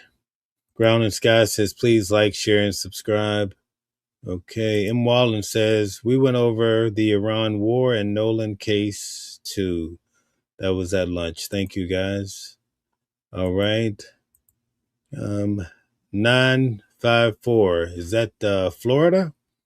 LOL fight. You mean a shove and then a brutal stabbing?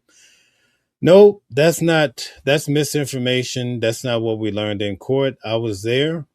You're speaking on what you heard from the mainstream media, which is slanted and inaccurate. So for the sake of truth, I can confirm to you that it was more than a light shove. All right. Hope that helps you. Emperor says it was a smash and go case. Okay. That's like people smash and go in these stores when they're stealing, right? Okay, that's a conversation between two. Elizabeth says, I feel Carmelo deserves a fair trial. His trial was definitely unfair for him. I feel a lot of witnesses were coerced by the adults what to say. Sorry, but just being honest. Honest indeed. Thank you. I understand your position. Phil says, be careful what you say about wishes for the president. Okay. Emperor says, yes. Where were the experts and the specialists? This really weakened his case. Definitely. But again, I think it was a part of that gentleman's deal. They were afraid to put on a strong case. It's not the case that you would see from a guy that I happen to know, like Brian Steele, who is probably a heavy hitter, you know. Also, Mark Agnifilo, Karen Agnifilo, these are amazing people when it comes to being great lawyers. H2O says Americans should be focused on these jihadist sleeper cells rather than some race war fantasy. Okay, all right, I understand. New Jerseyans in the building, good to see you. D. Cran says we're talking about the background. Okay, all right, very good. All right, I think that pretty much wraps it up. I want to thank you guys. If we don't have any more questions, we're going to call it a night because we don't have any other shows coming through tonight. I want to thank you guys for all the participation. It was great to have so many people, a lot of great comments. Right now in our country, we have a lot of cases happening. We're trying to cover the ones that have a lot of attention or a lot of questions surrounding them. So I look forward to covering what I can. The key ingredient is trying to take good notes and cover the case with integrity, because one thing I learned about Carmelo's case is that people have a hard time walking away with facts. So I make it my aim to keep the bar high when it comes to taking notes and being accurate, because I thought that the judge would release the transcripts right away, right? That would have set so many concepts free. A lot of the debates that were happening with that case, if we had the transcripts, we wouldn't have to argue about it, right? But for some reason, the judge sealed this case. I'm not sure why. As you see with the Epstein files, you can easily redact information if you're concerned about the children and their names, right? A lot of them, this was 2 years ago, right? So now they're beyond 18. Most of them are beyond 18. So why not put out the transcripts? Some of the transcripts are coming out now in connection with the appeal, but some of those key days are still locked away under key. And we wonder why. Why is that the case, right? Especially from what I understand that the defense, the new dream team, were told they could look at the file, but I guess they couldn't copy it or walk away and reveal the things that they saw in the file. So there you have it, folks. Just to give you an idea of what happened with that case.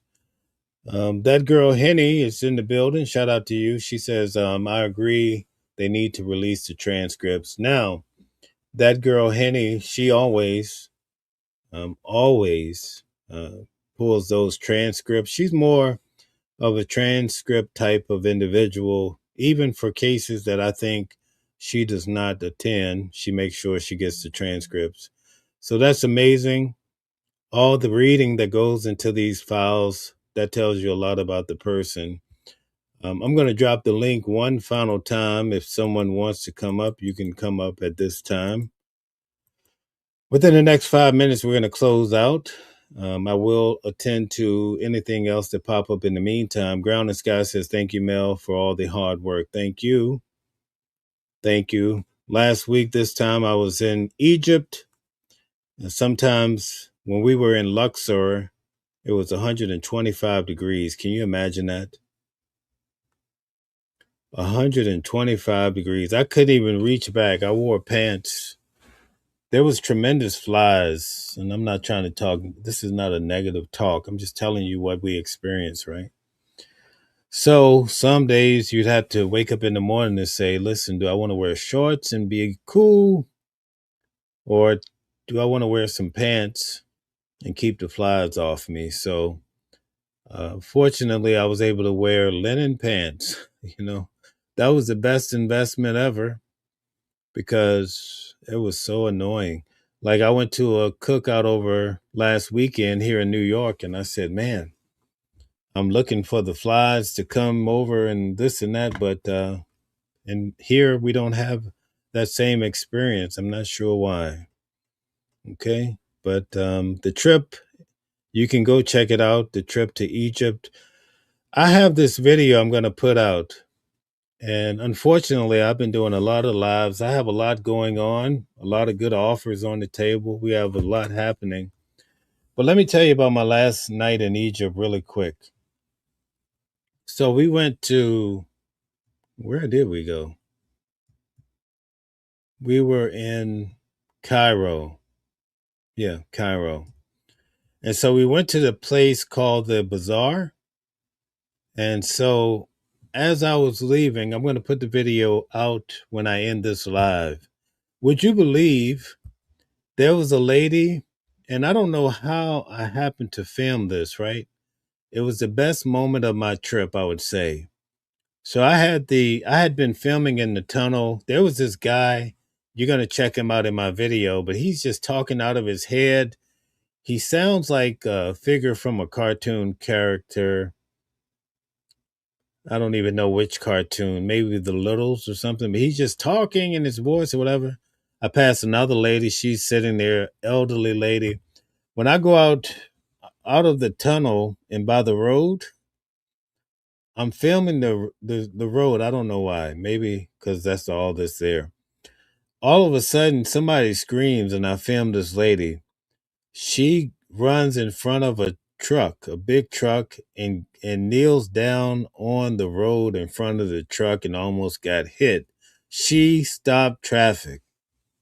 I said, wow. Can you imagine I don't know what she was doing. Some people felt like some people thought she had something explosive, right? If that was the case, I would have been doomed because I was right there filming. Others says she has a baby in front of her. I don't think so. But she was able to stop traffic And she stopped it for at least, you'll see in my video, for at least 2 minutes or so. But I don't know why she did it, but if she was protesting, I'd say that's probably the best protesting I've ever seen in my life. And I've gone to protests here in the city that you can't even imagine. She stopped traffic right in the middle of the road. And I just happened to film this. So let me put this video out for you guys so you can see. This was my last night in Egypt. So I said, wow, this trip was gracious to me to be able to film something like this. I think most people are going to want to see the video because it's something to behold, I must say. Right? Thank you, guys. Let me make sure that there's no new. Yeah, Elizabeth, when you see the video, I'm going to be looking for your comment under the video to see what you think about it. But it's the most exciting. I mean, listen, maybe it was a bad thing, but I was excited to see it because I said, listen, I see people complaining all the time, but if you want to stand on business, as these kids say nowadays, man, she went on her knees and she stopped that truck. Not only that truck, she stopped other trucks that were beside it and behind it. She shut down the road in Cairo. Okay. Somebody says Egypt is cursed. What does that mean? What does that mean? Tell us, what does that mean? Okay. Okay. Rich Glam says, I remember the Littles. That's my favorite cartoon. Oh, we're telling our age, right? New Jersey says, hit the thumbs up. Okay. All right. In your way out. Okay. Thank you for the support. Fantastic says, thank you all. Okay. Thank you. Thank you. All right. All right. Very good. I don't see any new questions, so I'm going to call it quits. Oh, M. Wallen says, I like the Flintstones. Okay. Good deal. Yes, indeed. So look out for the video. I'm going to go ahead and release it now so you guys can see what an amazing moment that was. Okay. Elizabeth says she's going to definitely watch it. M. Wallen says, can you link the video or should we just look for the last Egypt video? I'm going to release it now. So it'll be I don't think it's going to be a short. No, it's less than 3 minutes. So it'll be a short. And I filmed it on my cell phone. So it's in the short format. But now listen, since I have you here, I'm going to tell you what to look out for because I have some other videos that I am going to release. I'm going to release, as I told you, I'm creating a different channel that's going to deal with travel. I've already traveled to the Vatican. I did the trip for Rome. That we went to Pompeii. We saw the amazing trip, right? I have video of Venice where there's no cars. It's just all water and boats. So you come out of your house, you're going to see the video. You don't get, you come on your little deck and then you get on a boat. That's the only way around. It's so amazing. It's Venice, but some people there, they call it Venice. Amazing trip.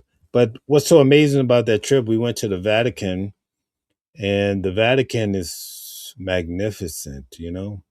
I mean, the amount of statues is mind-boggling, right? We also went to see the statue of David, King David. A lot of Michelangelo's work. We were able to see all of that. So I'm going to have all of that on the channel. I'm going to have all of Egypt on the channel. Think about it. I went over it last weekend. I did a good video I felt on Egypt. But a lot of the concepts in the Bible, you'll find right on the walls of the pyramids and the tombs and the temples, right? So the concept very similar to Adam and Eve. That's right on the temple walls, right? And you'll find that the first two humans were created by God on a clay wheel, right? Made from clay. Doesn't that sound familiar? You'll get to see all of the temples. King Tut, I was able to go in and film King Tut. They have his remains laying there. You see his head and his feet, toes. He's about 5'7", so I went inside his tomb. A lot of people fear going in because they say you get cursed by going in.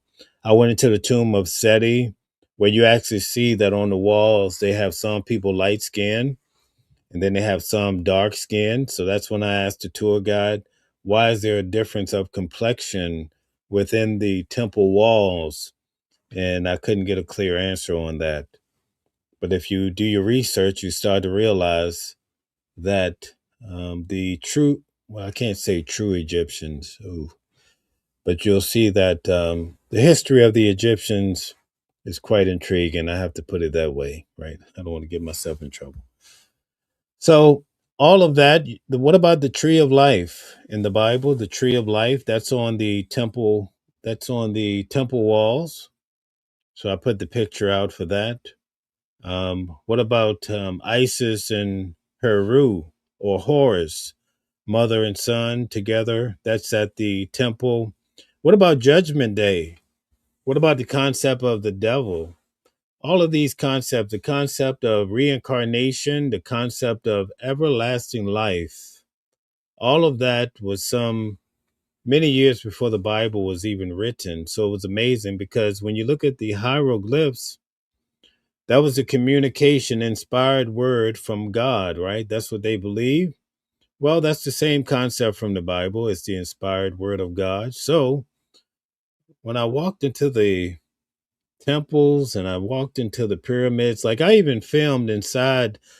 Number one, I had to basically get on my knees almost just you'll see, to crawl into the pyramids. And when I stood up, you'll see all of the hieroglyphs written in alabaster. And the tour guide took a flashlight, put it up against the wall, and you'll see the walls lit up. Now, check this out. For one of the videos, when I show you inside the pyramid, they have the hieroglyphs on the wall, but then the wall is carved into a statue. So they have double meaning all over the place. I was floored to actually see the Holy Cross all over the place on the pyramid walls. I'm like, well, wait a minute. We typically associate the cross with the Christ. Now, obviously, that was the Romans' way of execution. Okay, so let's be clear about that. It wasn't something just focused on Jesus or his story. But the fact that the Romans, a lot of the information obviously was taken by the Greeks, and they later passed this on to the Romans. And that's why you see a lot of, we wouldn't call it plagiarism, but there's a lot of things in the Bible that came from Egypt that was many moons before. And a lot of people don't want to confront that fact. Okay. So to actually go there and see it for myself, I was blown away, to say the least. Okay. So my next trip is going to be Greece.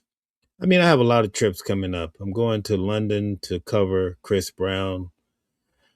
A lot of trips. I'll be going in about 3 weeks. I'll be going to Turkey again. So, I mean, I travel a lot. But as far as traveling, that's going to be on the new channel. I'll be going to Greece. See, Greece is very important.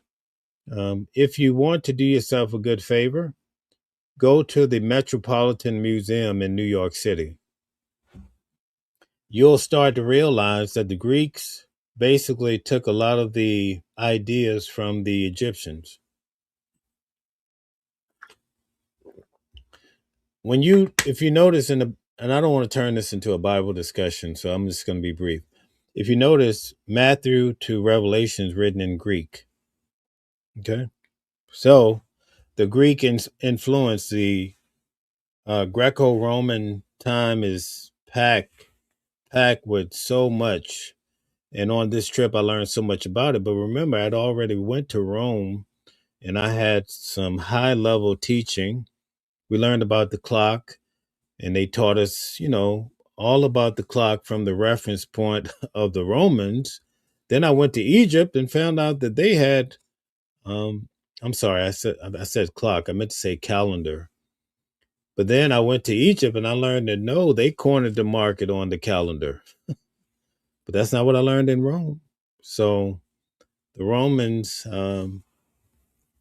their trip, they take a lot of credit for things, but then I go to Egypt and I find out where it really came from. It's kind of mind-boggling, to say the least. So these trips are amazing. The reason I'm going to Greece, though, because like when you go to the Metropolitan Museum, one of the first things you'll see, you'll get a chance to walk through the artifacts of Egypt.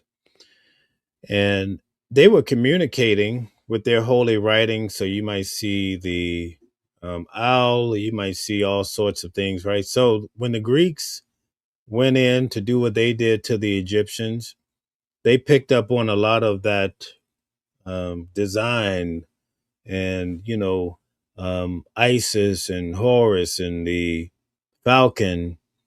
And so over the years, they show you through Greece where they started to put these same symbols on their bowls, but they didn't realize it was actually communication. They thought it probably was fluffy designs, right?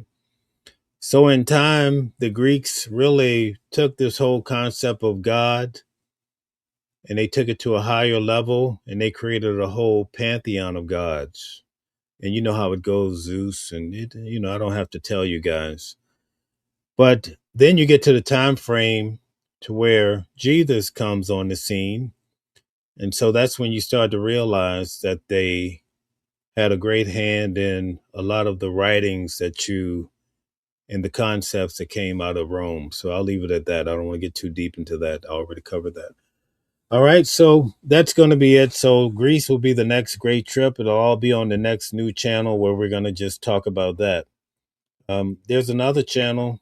I don't want to get too deep into this, but there's another channel where we're going to talk about Bible scholarship. We're going to have some debates because that's my true passion. So, but that's a acquired taste. That's only a special group of people that want to understand the Bible when you put it up against science and you put it up against history and the hard facts of Egypt, Greece, and Rome, and some of these other features. All right. All right. So thank you guys. Let's see. H2O says you should the Isle of Lesbos. Okay. All right. I'll definitely add that to the equation. I'm going to be out there 14 days, just like I was in Egypt. All right, so we have a few more new comments. I'm going to breeze through really quickly. Oh, my goodness. You guys are really going to town here. Okay, so let me try to get through a few of these here. Here we go. All right, let's see here. Sounds interesting. Okay, Bless Up says yes, because they were Jews speaking Greek. Okay, very good. Elizabeth says I look forward to the new channel. All right, if you like to travel, it'll definitely be a good topic. Brian says the Bible wins every time. Guys, look out for the video. I'm going to release it now. I promise you it's going to be exciting, all right? Thank you so much for all the participation today. You guys have really helped this channel to grow, and we have great discussions, and we do so without causing anyone to feel out of place. And usually when we get people coming in that are out of pocket, well, the moderators take care of those type of situations. Matt says, if you want to be a professional liar, just study the European culture. Okay. So the Europeans were liars. Okay. Thank you, Matt, for your comment. Kathleen says, God bless you. Phil says, thanks, Mel, in the chat. I want you guys to know that I appreciate everyone. This is not a channel for color, religion, whatever you want to believe it to the full. All right. This is not about how rich you are, how poor you are. Right. You might disagree with me on Carmelo, the sun, the moon, God. It doesn't really matter to me. I reserve the right to always change my mind. I'm not a closed-minded type of guy. So if you can present some information to me, I'm always going to take a look at it. A lot of people email me, or they even, you notice I respond to all the comments, right? And sometimes I tell people that come in and they say, oh, you're out of your mind. Carmelo was not attacked by two people. I'm like, we're already beyond that. I showed the video. Most of the people on the channel that saw it, they understand the concept that there was more to this than meets the eye. But, people don't come back because they just want to say what they say and keep moving. I respect that to the fullest. But I say that to say we want everybody to feel welcome, despite what you believe. And Emperor says the Holy Cross or the Ankh. All right. The Holy Cross had a meaning too, just like the Ankh. And that's so intriguing too. But anyway, I won't get into that. But thank you for the point. But again, thank you guys. And, believe it or not, a lot of the people that follow this channel are actually retired up in age. And I love it. So that tells me a lot about the information. It's mature and people understand the bigger picture. We cover the news, but we also cover a lot of great topics too. All right. Phil says it's about keeping it respectful. We can disagree and talk about it again tomorrow. Yes, indeed. Bless up. We'll finish with you. You said you are very respectful and you are in order. What a great way to end the show. And bless up. I hope you lock in with the channel. I hope you guys, look at here. Ground and Sky says, listen, I am 62 years of age.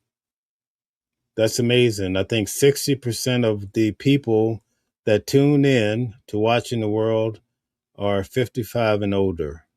Okay. All right. So that gives you an idea. That's a good sign. Not that we discourage young folk. We encourage all. Bless Up says, thank you for not being mad at what I believe. And I only believe in the word of God in the Bible. Okay, nobody's mad at that. If that's what you believe, I say believe it to the full. All right? Nobody's knocking that. D-Cran, 63. Okay, everybody's giving their age. That's amazing. All right. Barney says, I retired in 22. Okay, looking for a place of common sense. Nice to have you here. Purple Flower, I'm 56. Okay, thank you. All right. Mustang is 50. Okay. Emperor says, okay, the calendar was made for confusion. Okay. I actually bought the calendar, the Egyptian calendar. I actually bought a lot of things. So I'll definitely be sharing with everybody that I can, especially I'm going to go back through for everybody that was really following the trip. And I bought back a lot of artifacts so you guys can, I'll be able to send it out to you. We're going to get through all of that. So look out for the video. It's coming out in a few minutes. I hope you enjoy it. But make sure under the video, tell me what you think. I don't know who the lady was. I wish I could. I hope she's okay. But you're going to see her. A lot of people talk. They tell you what they can do. But I saw that woman go out there. She kneeled in front of a big truck and stopped the whole show. Talking about stop the show, right? Okay, let's see. We have Fantasy 56 in September. Kathleen says, I'm old, but I don't look my age. Nice to have you. Brian says, okay, bless up. Okay, Elizabeth says, I wish I was retired, but a few more years before I get that opportunity. 54. Okay, H2O says, the man that was trying to pickpocket you. Yeah, that's right. That happened too. That was, I went there saying, nobody's going to try to pickpocket me. And I was proven wrong. So that was interesting. I had a guy that got really aggressive. So I had to, meet his energy with proportionality. And so once he saw me meet him halfway, he left me alone, So that's great. Fantastic says, I'm old, but I don't act my age. All right. Good night, everybody. Nice to see you guys. I look forward to seeing you guys tomorrow for news at noon at 12 Eastern Standard Time. Okay. Mustang says, was she the pretty out the other way around? Okay. Was she that pretty? Okay. I didn't get a chance to see that. She was covered. You're going to see everything I saw. It's going to be so amazing. I promise it's going to make your night. Jazzy says, Mel, be throwing hands. Well, I did learn it. So I have to, sometimes you got to do what you got to do. Stella says, good night to everyone. Okay. D. Cran says, peace out, Mel. It's better to be peaceable with all men. Okay, we're going to leave on that note. All women. It's better that way. And I would also say it's very important that we teach the next generation and those that listen now to practice some emotional intelligence, because there's always going to be someone ready to ruffle your feathers, okay? So I think it's best if you can walk away. Imagine in this case, if that had happened, two individuals' lives would be much better, okay? All right, two situations would have been better. Jen is 63. All right. Brian says, Mel, I got you over Tyson. I don't know about Tyson. I remember one time in New Jersey, they said Mike Tyson knocked a guy out, and he tried to stand him back up so he could punch him again, right? That's the true passion for knocking somebody out.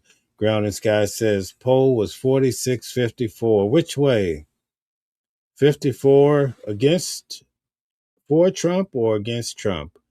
Must have been against because the guy was so upset, okay?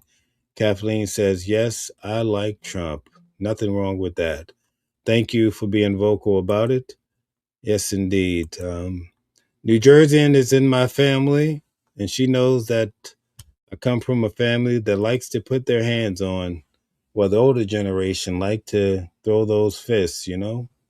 We're trying to elevate and not operate under those circumstances, but it's in the blood, so we just have to chill out. Okay, D. Cran says, you're so right. We learn with age. Okay.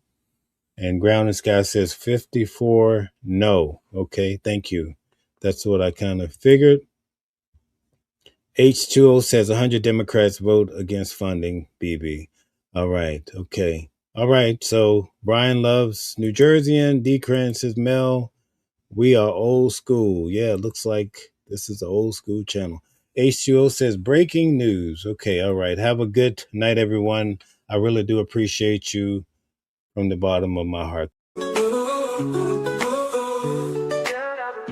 Different voices, but the same song. Living a world where we all belong.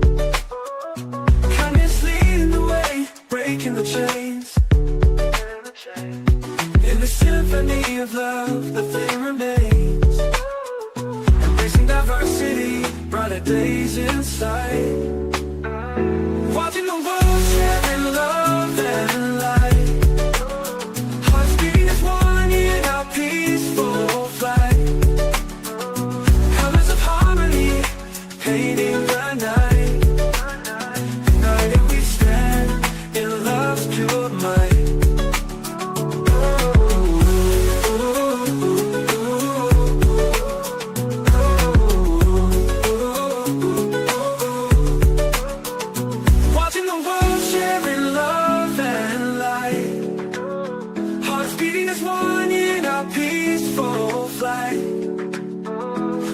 Of harmony, painting the night.